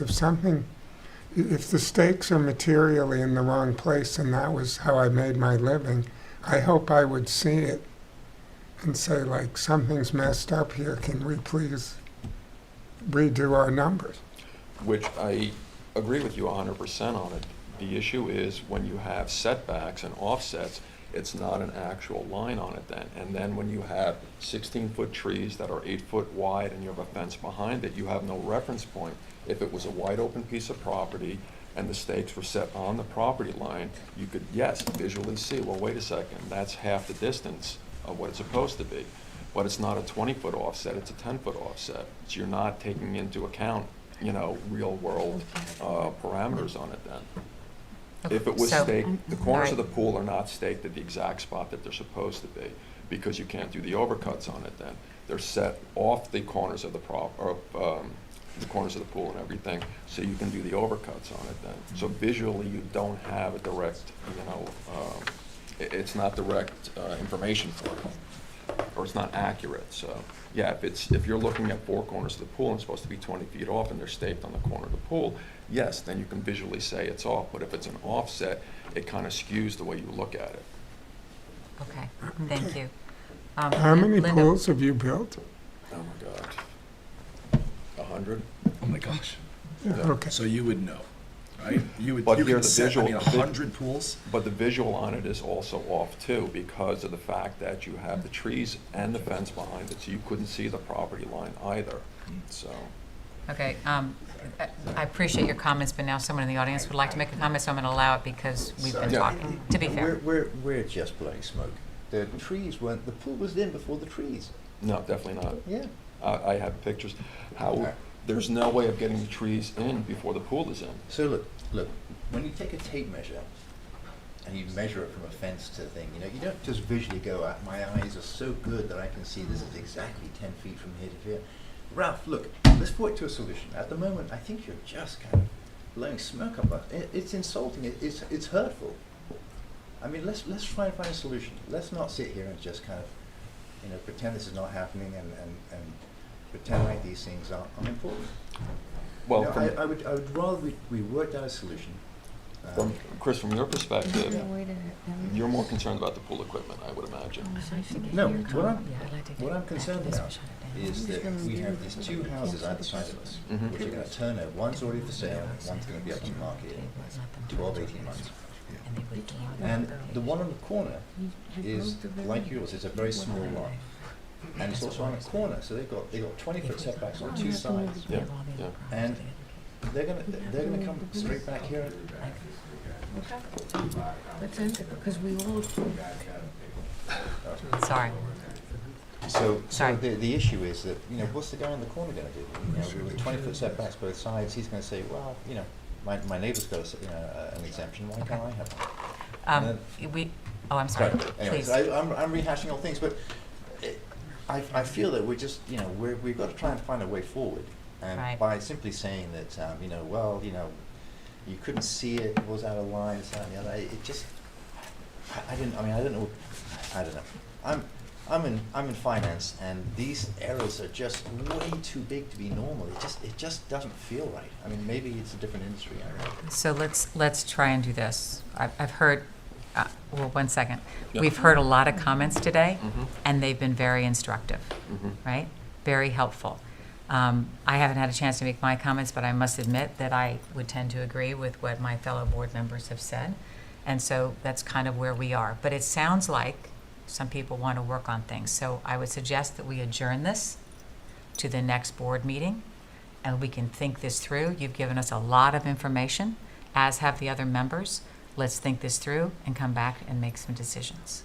Okay, the only final Is there a comment. motion to adjourn to September 4th? Right. Do I hear a motion to adjourn to moved. September Motion. 4th? Can Do I I make hear a one final second? comment, though? There is precedent set from before. We've where they heard, have- we've yeah. heard the comment about Okay. precedent. Thank you. There's a lot of concern. Clarify something? You can come back on September 4 and clarify it, because we're trying to move on. Something you said about the trees, I just wanted everyone to. You have a motion on the table. I've got a motion on the table to adjourn this, and I have a second. So we're going to vote, and we can chat afterwards or on September 4th, but we have other cases, and there are people waiting. So I do apologize. But all those in favor of adjourning to September 4? Aye. Although opposed? All right. Let's come Appreciate back it. on September 4. Thank you. All right. Can I just ask a logistical question? Can I turn around and, remove the pool? What you equipment? do outside this board is up to you, and then if you make changes, you'd resubmit any request for any revised variance. Otherwise, this is what we have on September 4. When do the changes have to be in? Can I make What's the them? advance notice time, do we know? Discuss with the building department. Yeah, Okay. building department. All right, great, thank you. Thank you. Hi, I just want to clarify some comment that my neighbor. Hearing said. has been continued. You Yeah. can talk to us on Come- September 4th. Come September 4. Okay, I thought you said that to stop. Yeah. September 4 would be best, thank you. All right, the next case is case number 3207, 146 Halsey Street. Hello, Mr. Bennett, thank you for your patience. Oh, no. It's Thursday night, not the night before the weekend. My name is John Bennett. Cindy, come up with me. The homeowner, Sidney Guevara, is here with me. So this is an application for some relief for pool and for a porch. I'm going to spend just a little bit of time on the porch, but mostly talk to you about the pool. Property is it's a corner parcel, and it's on Halsey Street in Cooper. It's about 9,000 plus or minus square feet. It's located in the R12-5 zone, and it's improved by an existing residence. So there's a couple things. I'm going to spend a little bit of time on this porch, which we want to, although it will be behind, no closer to the road, to Cooper Street, than the closest part of the house, which is 17.4 feet. 25 feet is required. A total of 78 square feet, which is a rather small amount. It's not habitable. It's an enclosed porch, proposed 1 story in height, approximately 10 feet above grade. Approximately 78 square feet of that porch is proposed within the required front yard, although not in the front yard, because the front yard is the area formed by the leading edge of the house, and that's going to become important in terms of the analysis that the board has used in the past on quite a few pool variances. But I would suggest that this is a very modest proposal for relief. The enclosed porch will allow for some outdoor enclosed space, which is a little bit more generous than what we could have as of right. We'll submit it'll have no impact on the neighborhood, but we'll leave that in your discretion. The other porch. So in effect, there's no increased encroachment from this proposed porch. But the primary relief request before the board is from front yard setbacks only, to permit the construction of a modest 12 by 20 pool. Now, there are a bunch of zoning requirements for this pool, and we only need relief from one of them. And it is a relief that the board has often wisely, I think, granted in the past. So I'm not here asking you to set any sort of precedent, far from it. I'm simply asking you to be consistent with quite a long history of allowing relief for pools when they are in the functional rear yard, albeit not meeting the required front yard setback, i.e. well behind the leading edge of the house. And that's important. The setback to the pool setback to the north, proposed pool is 20 feet, which meets the standard. To the east, it's 28 feet, which is well within the standard. Now, years ago, the pool setbacks were the same as accessory setbacks, but there was a reason thought that they should be larger. So the trustees, in their wisdom, for example, in this area, doubled the setback that you would have for a typical accessory structure from the side and the rear yards. And that was established a buffer for neighboring properties to the side and the rear. So the goal of that legislation, which is requiring 20-foot larger setbacks for pools than accessory structures, has been met here. We've been very cautious to make sure. There was an iteration that showed the pool further back from the street, but not conforming with the side and the rear yard, and I stressed to the design team, don't do that. What you want to do is respect the required setbacks to the neighbors, the side yard and the rear yard. And of course, this property is a corner lot, so it suffers an inherent, what we used to call practical difficulty. But anyway, the goal is achieved because the only setback that is not met, which is the front yard setback, which is 40, and we're trying to ask you to give us a 30-foot setback there, doesn't have that impact on neighbors because it's across the street. And we'll talk about across the street in a little while because the board gave relief across the street, directly across the street on Cooper Street. So again, it's very important that it's behind the physical front yard. If the denial letter says we need relief from the front yard setback, but it doesn't. We don't need relief on 116.9.3. What does 116.9.3 says? 116.9.3 says you can't have an accessory structure in the front yard. It doesn't say required front yard. You can't have an accessory structure in the front yard, and we meet that because our pool is behind the leading edge of the house as it sits in relation to Cooper Street. So we don't need that. We meet all the accessory side and rear yard setbacks. We just need that relief from 30 feet. And also, as you can see on the Schifferts site plan, which is part of your package, the pool will actually be located 42 feet, a little bit more than 42 feet from the edge of the pavement, which your setback is from the right-of-way, but nevertheless, this is something that is often taken into consideration because, you have 50-foot right-of-ways, but you only have it improved by sometimes 3/5 of that, sometimes less than that. So to the edge of the pavement, we're 42 feet, and that helps us from a visual point of view because we're behind substantial hedges, which we think is satisfactory, but if the board wanted us to embellish those hedges, we'd be more than happy to do that. So that I think that's an important factor to take into account. What I would like you to do, before let me do a couple of things. We did submit an aerial photograph. It's part of the package, but I do have it. I have additional copies of it for a couple of reasons. I'm going to show you some letters of support from neighbors on a different aerial photograph, but just primarily for you to see that pools are a very, very, very common accessory structure in the neighborhood. I have additional copies if you want. These are already been submitted as part of the application.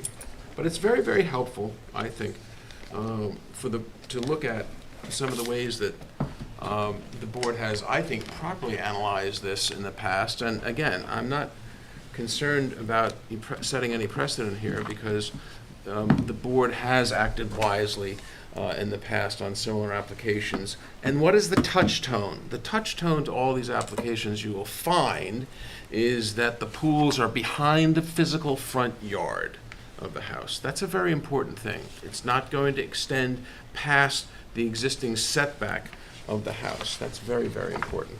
So let me take them through you. Then they're put together very nicely in this letter, as well as these numerous letters of support.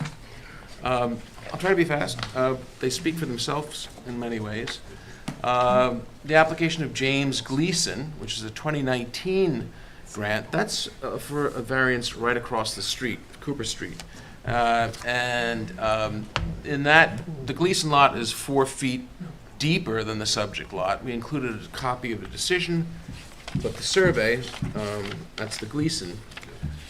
And you'll see what the board did there is they recognized that the Gleason property at 65 by 150 was, quote, this is interesting, similar in size and shape, but the property is within 500 feet along Halsey and Cooper. Relief was granted to permit the construction of a pool 35 feet from Cooper Street. That lot is deeper by about 4 feet. If we had the 4 feet, we'd probably be here looking for 31, for 4 feet less of relief. But again, as with this lot, the pool is behind the leading edge, not in the front yard. And the property is, again, screened by hedging along Cooper and will comply with the setback requirements. All other setback requirements. Then there's a matter of, I thought this was very interesting, an application of Gabriella Leff Living Trust. That's an October 24 decision. And look what the board did there. They granted the construction of a 16 by 32 pool. And we're looking for a 20 by 24 pool. I pushed very, very hard on Mr. Guevara because I said, you have to go in and try. Tell me what's the minimum size that you think is reasonable. Tell me what's the reasonable size, a 20 by 20 pool. But on Gabrielle Leff Living Trust property, which is on 60 Breeze, not far from here, granted relief to permit the construction of a 16 by 32 pool at a front yard setback of 35 feet where 50 is required. Where 50 is required. So from a relative point of view, that's a much more significant variance with a larger pool. They could have come in with a larger pool, a smaller pool, as we have here, a 12 by 20 pool, very small pool. Then you have the matter of Friend Construction, which is Friend Lee Manor, excuse me. And that was West Prospect and High Street. Construction of a 13 by 32 pool and a front yard setback of 29 where 40 is required.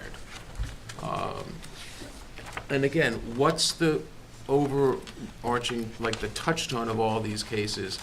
The pool is outside of the front yard. You know, if the pool is proud of the house, that's a different story.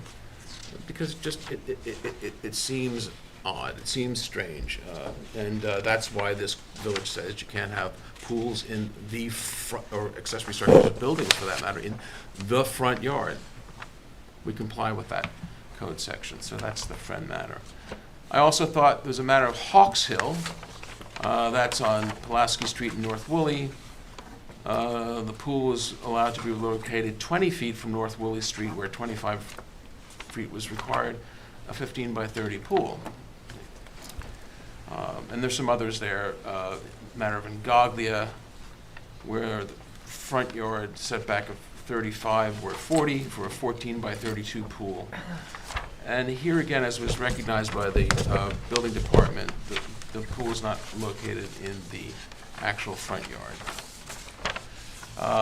Matter of Fragus was a property on the southwest corner of West Prospect and Halsey, with the pool 32 feet from West Prospect, where 35 is required. The pool was 17.5 by 33, and that's interesting, because they could have made the pool 17.5 by 20, and it would have complied. But they didn't. So what we've done here is tried to make the pool, we've tried to minimize what we're supposed to do. We've tried to minimize the relief as much as possible. Now, we wanted to make sure that this wasn't going to upset any of the neighbors, and I think one neighbor, and I'm going to talk about that in a bit, put a letter of somewhat opposition in. I'm going to talk to you about it. I don't think it holds any water whatsoever, but we do have letters of support, and well, my associate Kim Judd, oh my gosh, I'm dating myself. My associate Bailey Larkin, I hope Bailey's not listening. Kim was my associate 15 years ago. In this letter, you see an aerial photograph, and we put together the letters of support from Robert Whalen at 113 Halsey Street and Frankenbach at 125 Halsey Street, Tricia Swab at 150 Halsey Street, Julia Eichner at 19 Cooper. Excuse me, we don't have those letters of support. Yeah, they're attached. They're attached in my letter. Yeah. The most recent one? Yes. We're not seeing it, just so you know. Oh, they're after the aerial. Right. Nope.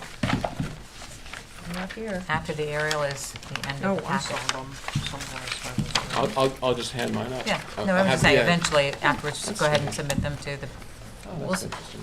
you can send them to the office and we'll get them. That damn Xerox of mine has a mind of its own, I guess.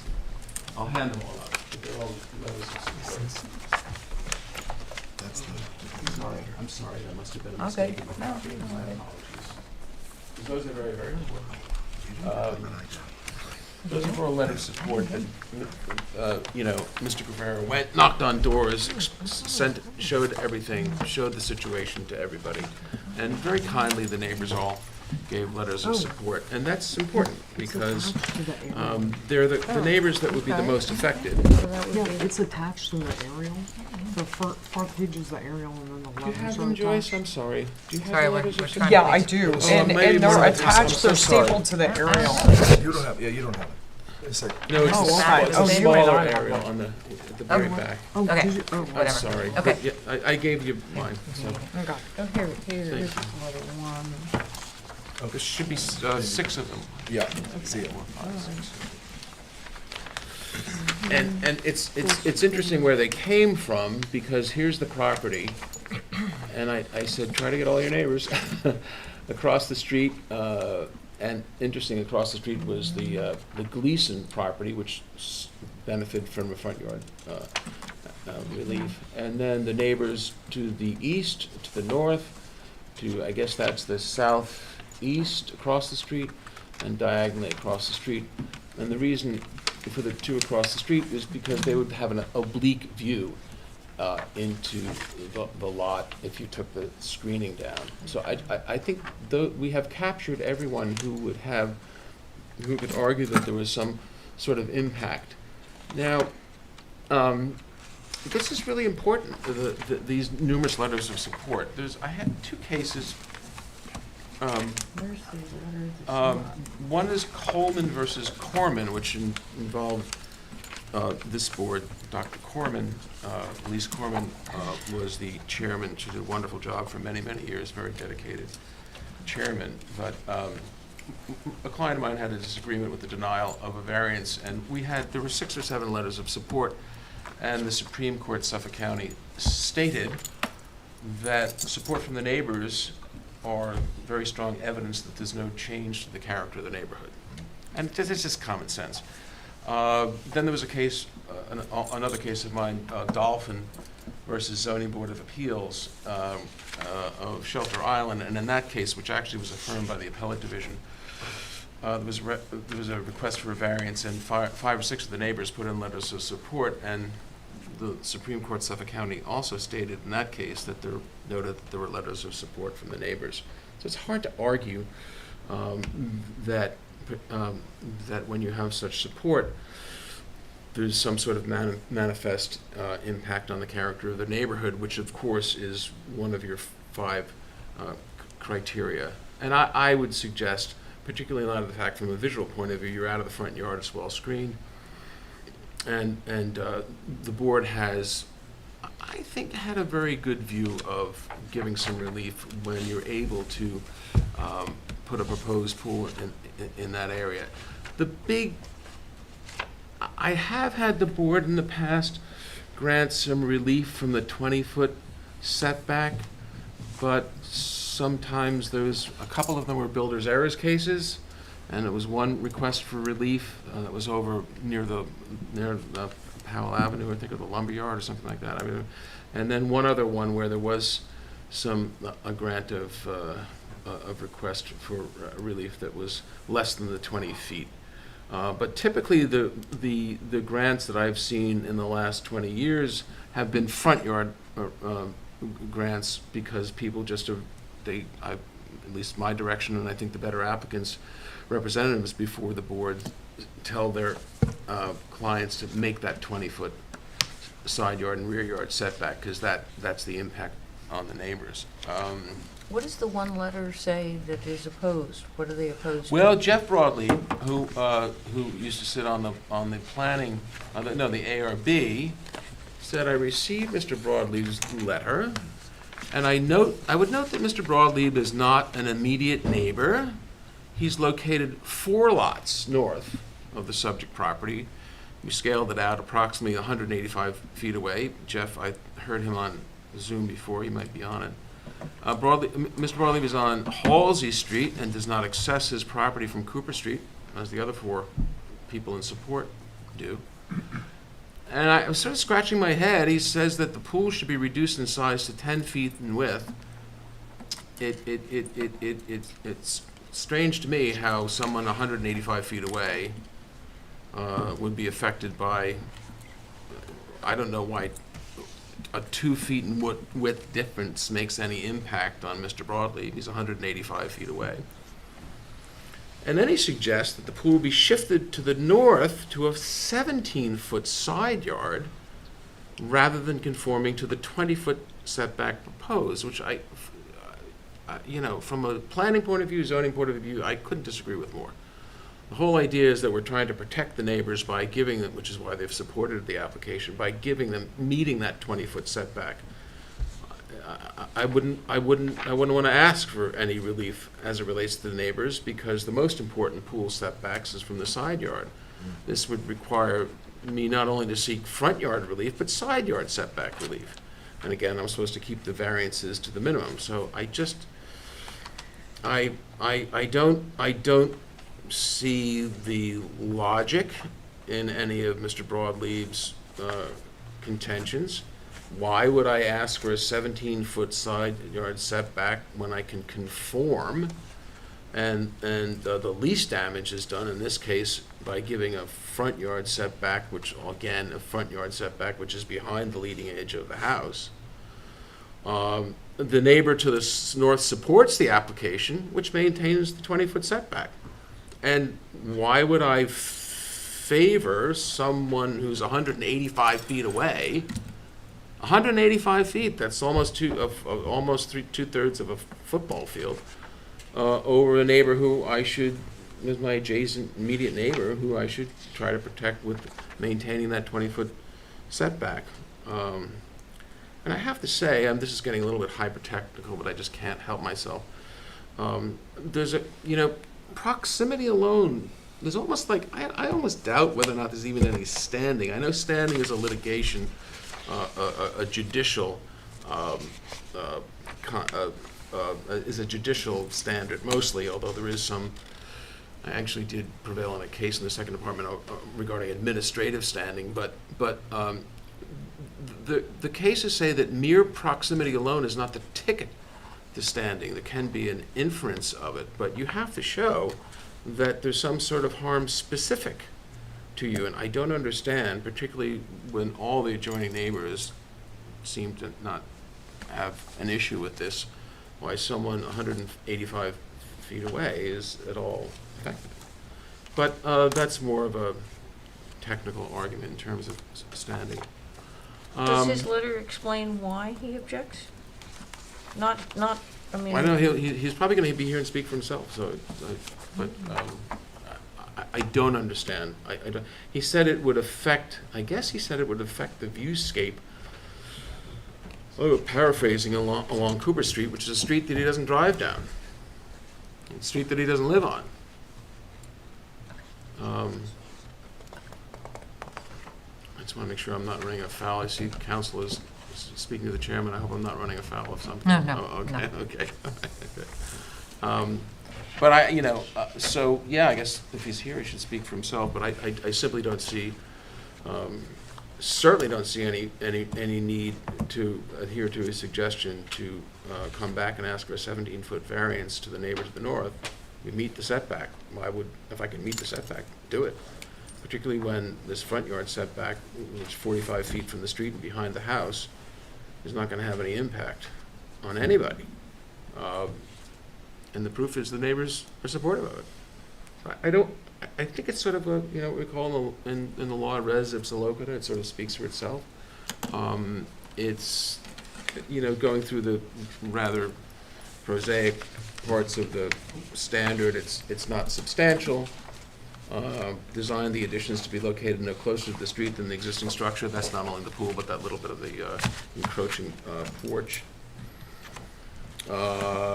It's located behind the proposed residence and will meet all the other setbacks and is out of the front yard. It's type 2 action. No proposed action does not have any impact on any environmental conditions.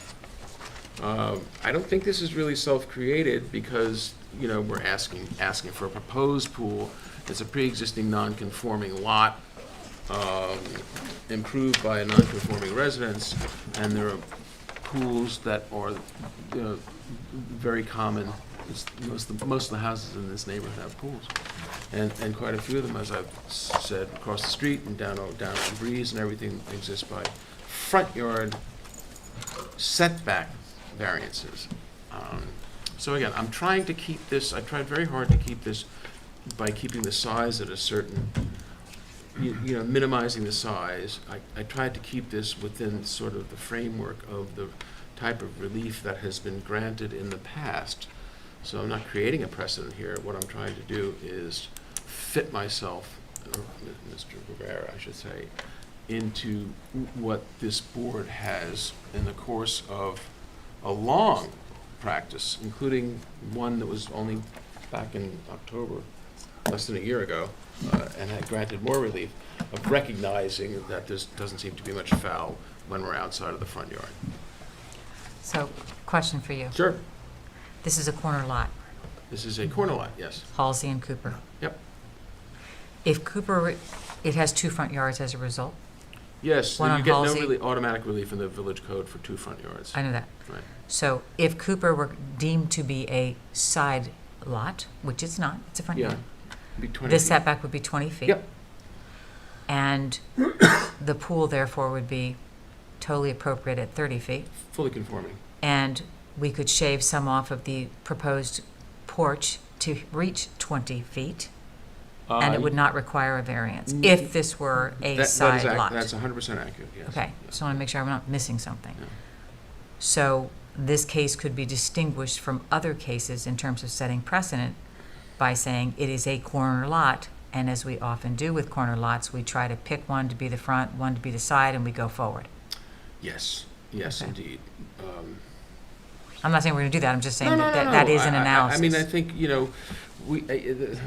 they amended the village code, the state legislature amended the village code years ago and took the words practical difficulty out of it, but this is like a textbook practical Right. difficulties.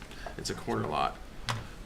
But we have through lots that have two front yards, and we try to deal with one as the back and one as the front, and we Mhm. act accordingly. Here, we have two front yards, we could deal with one as the side and one as the front and act accordingly. Mhm. And again, that sets precedent, but it's a safer precedent than just going willy-nilly. Okay, thanks, that was my question. I don't think it's a big ask, and I say that with Oh, I okay. don't say that as any, when I say that, I don't mean that I don't think you don't have to analyze this appropriately, given the standards and So- the legacy of how this has happened, but I don't think, given all of that, it's a big ask. So, if I may, hear you. respectfully. So, there's no one left here to ask if there are any comments by anyone in the audience, so let me go to the Zoom. Is anyone on Zoom that would like to make any comments? Yep. Oh, okay. They are welcome to do so. Thank you.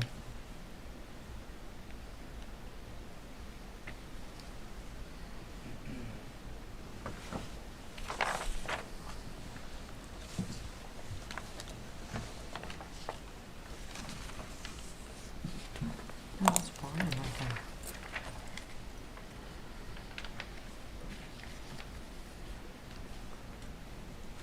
Are they there? Is that Brian? Okay.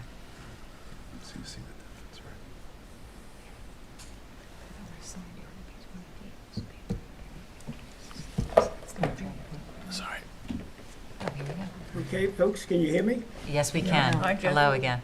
Hey, great. So this is Jeff Broadleaf at 166 Halsey Street. And I am one of the notified properties, as the code requires. And apparently that proximity does have some bearing on things. And so, as John graciously said, I will speak for myself.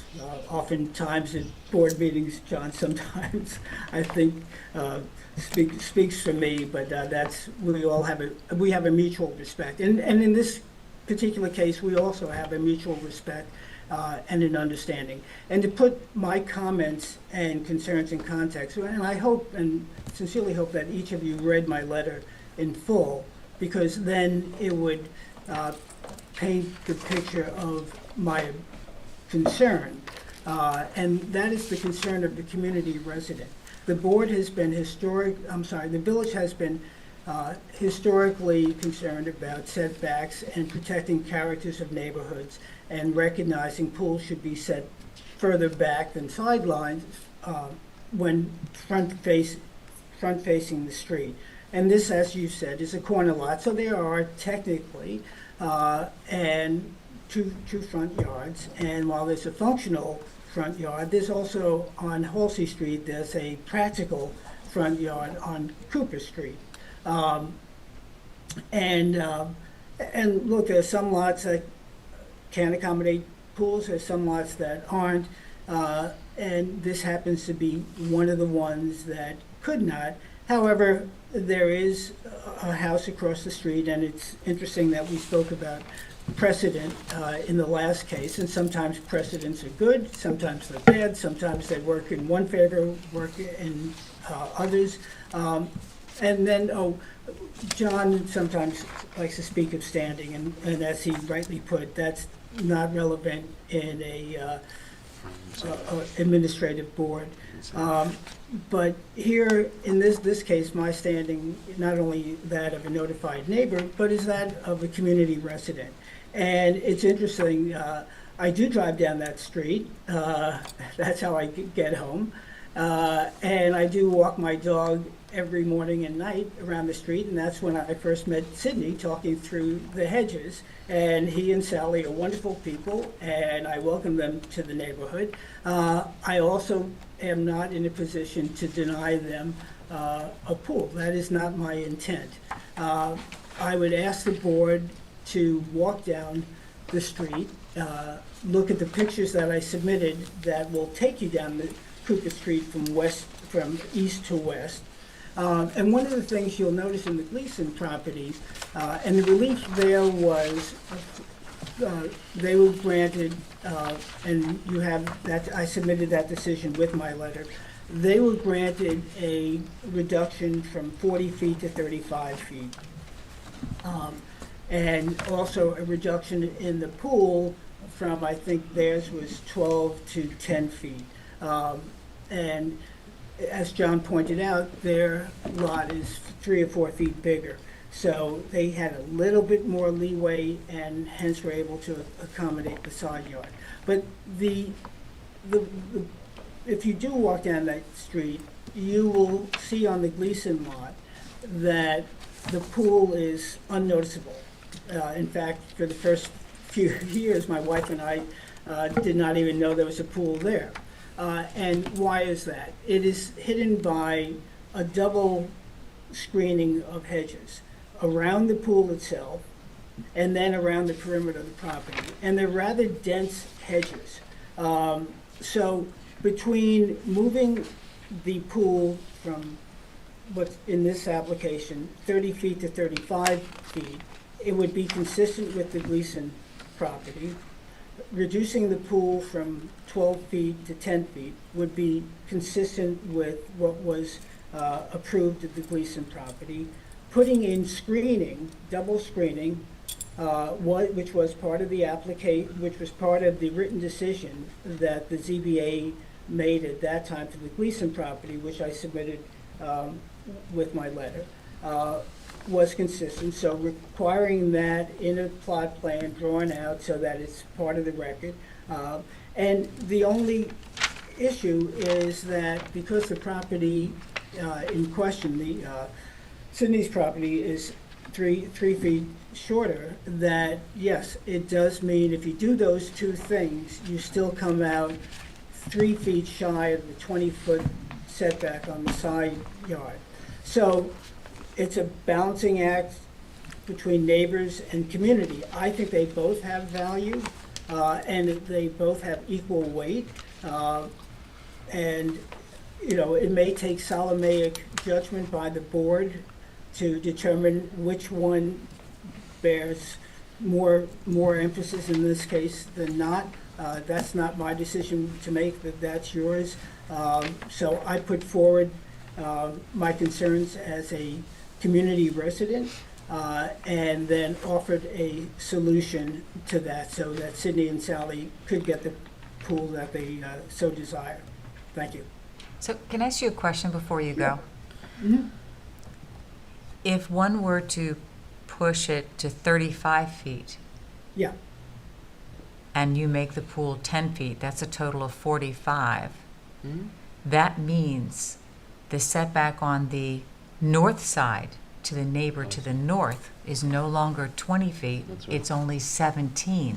So Right, now I they said that have in now they're closer said- to their neighbor by 3 feet. Right, I said that in my letter, and that's what I was just saying. But why is that, Makes no sense. why is that a good thing? Wouldn't we rather have the 3 feet toward a street with people driving than a neighbor who's sitting in their backyard? Well, if it's visible from the street, the answer to that would be no. If it's hidden from the street, then it's less of a concern. So again, if you were to see the Gleason property versus the current condition of Sydney's property, and this is no.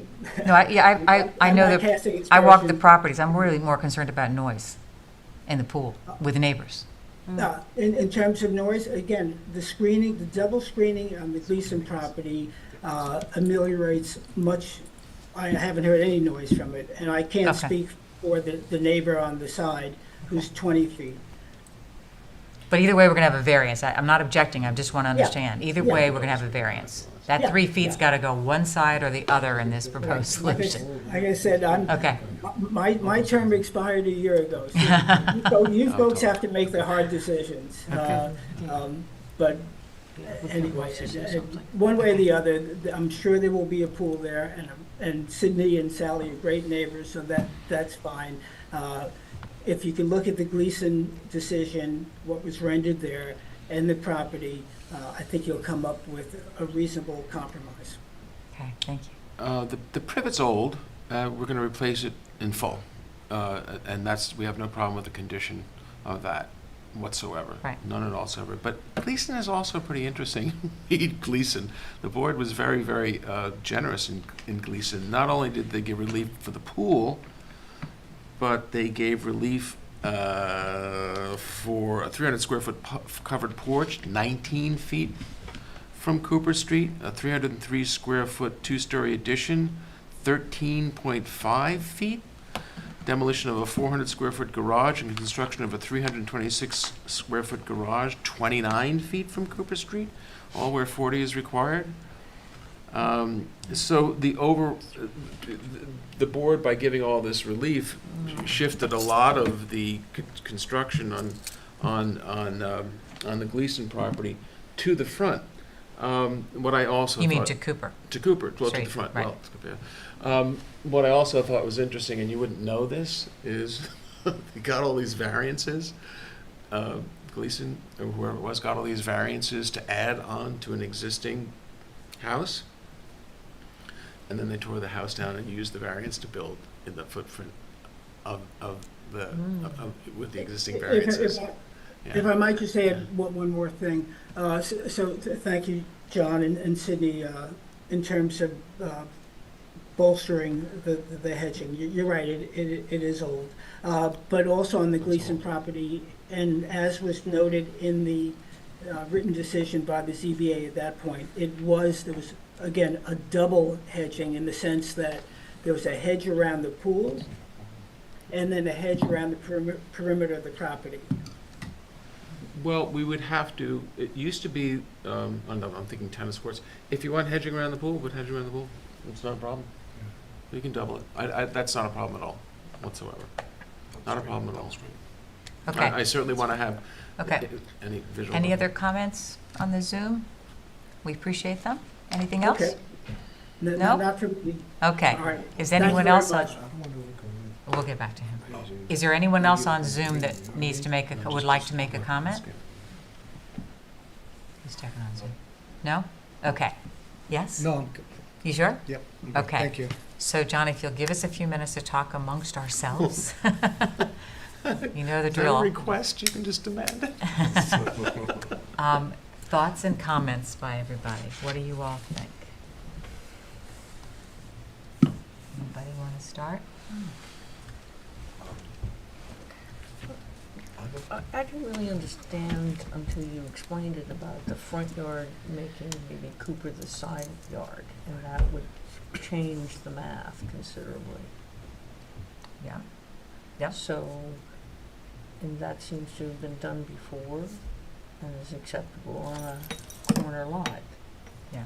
Or through lots with two front yards Right. and the Right. two different streets that you're through. Yeah.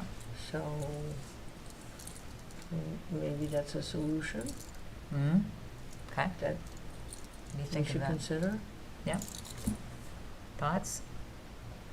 I mean, I don't really have that many like reservations on this one with the 2 front yard setbacks. If we're able to actually grant this so that there isn't a variance necessary. What do you mean? Well, I thought You mean mentioned- consider one a side yard Yes, effectively for correct. purpose of argument, the way we Yes, do with the exactly. 2 front yards in the I don't past. think, we're not allowed to do that. Well, we have That's had. changing the zoning law. No, it's true, but she's saying, we have had instances where someone says, I'd like a variance because my house runs from this street to this street, the one up by Clam Man. Yeah, front right. yard and I'd front had two yard, front and, yards. and he wanted to put a garage in. He said, I can't put a garage in the front yard, but dear God, please let me call one of these a front yard so I can do it. And we granted that variance. So we, quote, treat one of the yards as either in that situation, It's the an backyard, analogy. or in this situation, the side yard. It's an analogy. So Having that's two what she's talking front yards makes a property more two front yards as defined. Yes, I had that when I lived on Hunting Street, so, Oh, yeah. Okay, smells good, yeah. yeah. So it does limit your flexibility. I also think the point you made about moving the pool to Cooper, closer to Cooper, allowing the neighbors not to hear it. Well, keeping it And then- where it is now Keeping as it opposed to moving it the way the neighbor wanted to, because it would have put him 3 feet closer. Right No, now, yeah. right now, it meets the code at 20. He wants it to go down to 17. Yeah, well, that doesn't That- make sense. I mean, if agree. anything, you move it that way. What do you Exactly. think of his Closer to Cooper. objection that this pool isn't parallel to like the front of the house? Or anything, not parallel Well, to anything. The guy on the, Mr. But if Broadway you, brought that when up. you twist it, it becomes closer to the north. Yeah, Right. yes. And I need variance relief, so I'm really, Well, you need variance relief. I mean, anyway, so- ideally, I mean, one of the things we looked at, the client wanted to be able to walk out and see, pleasant, just a pool in line, but then when you rack it or twist it, then I need relief over that way. You're So- trying to keep the northern variance of 20 feet abutting the neighbor safe, Well, I'm trying to keep it conforming. conforming. Totally conforming. Yeah. So he's trying to get one variance instead of Yeah, two. exactly. Gotcha. Yeah. And That's that's what he's what we're trying to- supposed to do. Yeah. Yeah. And I think the common sense of doing double screening, I mean, That's fine. that to me will solve a lot of the problems when you're walking on Cooper Street. Yeah. So I have, You a- wouldn't- you- sorry. In my opinion. So I have a question on the porch. Right now, the porch protrudes, if you will, toward Cooper Street. Yes, it's still It sticks behind out the leading edge. but further it- than the it- house. Excuse me? It sticks out further than the house Well, coming toward Cooper Street I on mean, that corner. I- Forget the bay yes and window. no, because the house, the leading edge of the house is 17.4 feet Yeah. from Cooper Street, and we're holding That's- yeah, that's like an 19.3. overhang. I'm sorry. Is that, what does O/H stand for? Overhang? Overhang, yeah, Okay, it's a bay window. So if I'm going to ignore the bay window for the moment, Okay. the bulk of the house, the solid line of the house, Yeah. why not just continue it? And the only reason I'm suggesting that is 30-foot setback is required. We're gonna, right now, I'm gonna step out of this analysis of, well, let's treat this like a side yard of 20 Sydney, feet. we're gonna continue that line, okay? Closer here, though. Yeah, no, it's. The reason I'm asking for that is because of the fact that I've been living in the house for the last 3 years, and when I sit on the porch now, and the porch is 8 feet, and I can barely walk, like, if I'm sitting and my wife is sitting, Oh, I see. I can hardly walk around it, so I Oh. want to have more space to be able to walk in the enclosed. It's an area. alley. It's the only reason why I'm doing it. Oh, I Otherwise, see. I would have kept it that way. I'm sorry. Okay. No, I'm glad you said that. Yeah, here, Oh, here. I was thinking this, Yeah. and he's saying, it's 8 feet, you can't even have two people sitting and talking to each other inside without tripping over your knees. It's true.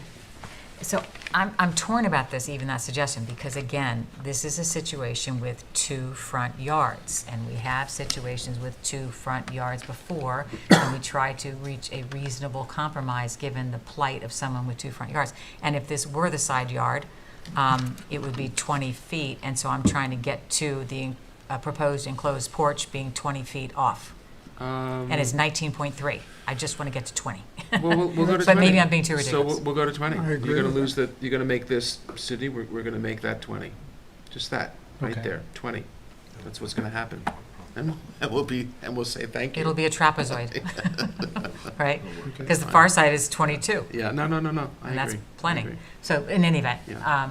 okay, Yeah, so no, those I- are my that two, is- if- that's if we my could- 2 cents, is trying to Yeah. get that side No. yard encroachment to be, sorry, That's very the generous. second front yard encroachment to meet that 20-foot No, side yard variance kind of notion would be nice. no. The pool already does at 30 feet, if you, again, construe that southern Cooper Street border to be a, quote, side yard because of the two front yards. I'm not saying we will. What are your thoughts on with that sort of construct, guys? Is that still wrong? No, it's right. Yeah? I'm good with that. All right. So, okay with that. is that, Yeah. okay, so John, the consensus seems to be, let's try as I just said, let's treat the Cooper Street side as the side yard, as we do sometimes with people with 2 front yards. We'll try to create that 20-foot there, so people Done. can't scream and yell that we're giving variances inappropriately. If someone else comes in with 2 front yards, they're gonna have the same concern. Yep. In which case, your pool is fine, and that proposed porch, that one corner has to We'll be make it fine. shaved. But, Yeah, I just drew 20 on my survey, Yeah. as opposed to, and then I think you kind of get where you need to go, Yeah. but for 7 inches on that little corner. Yep, that's fine, thank you. Yep. Screening, right? We'll make sure the Oh, excuse me, and yes, and the The double screening, screens, so the yeah. neighbors don't certainly, get upset. certainly. Thank you. Yes. That's a totally acceptable condition, which we thank you for. Okay, so the double row of hedge and that, all right. I'm sensing that we have a consensus. Do we want to have an opinion drawn up for the next meeting, or should we close this hearing and vote now? I would be in favor of that. I would be too. Me too. Do I hear a motion to close this hearing? So moved. A second? Aye. All those in favor? Aye. Do I hear a motion to approve the plan in an opinion to be drafted by council, which sets forth that proposed enclosed porch of 20 feet on the corner at Halsey and Cooper, right? And it'll go no closer than Cooper and 20 feet across that enclosed porch. And that would be the only change from the requested variance. Yeah, for Does 30 that and make 30 feet sense? for the Screening. pool. And, sorry, and double screening the And double hedges. screening, and 30 feet for the pool. Yes, that's correct. Do I hear a motion for an opinion consistent with So that? moved. Or, no, excuse me, do we approve the proposed variances as I've just outlined them? Do I hear a Yes. motion? Yes. Yes. So Do I hear a moved. second? All Sure. those in favor? Aye. Okay. Aye. Very much, thank Thank you all you. very, So very you're much. good. Thank you. Thank you, no, thank you. John, Thank you. we're going to have Thank the you. opinion drawn up to Oh, be yeah. 20 feet on that corner. Absolutely. Please don't scream and yell, and then you're going to have to change your plans to do that. Otherwise, you're going to have to come back here with a non-variance, and No, that no, will no, not be I'm gonna pretty. have the surveyor Okay. change that to the 20 feet. Just on that one It's corner. gonna move 7, yeah, it's tiny, thank you, yeah, but it's consistent, I That's what I'm understand. trying to get. Thank you. Thank you. Okay. Thank you so much, have a good night, thank you. Thank you very much. Thank you. Great. Okay, that takes care of the last case. We already did our executive session. We have something about, There's correspondence, which is regarding Squabble Lane. Oh, yeah. That is a required periodic report of environmental matters that they have to submit, and that's for our review. We do not have to vote on it. That's to review it and looked like digest. they were making progress. Yes, yeah, yeah. Thanks again, everyone. Thank Thank you. Bye, good night. Have a good Night. weekend. All right, so I think that's it. Thank you. Okay. Appreciate it. Great. So if they were making progress, were we supposed to say something? Well, I'm gonna ask Alex, because we're done, right? We're off? We need Oh, to sorry. move. We have to close the Move meeting. to move we Do I adjourn. hear a motion to adjourn? So moved. All right, thank you. We're off.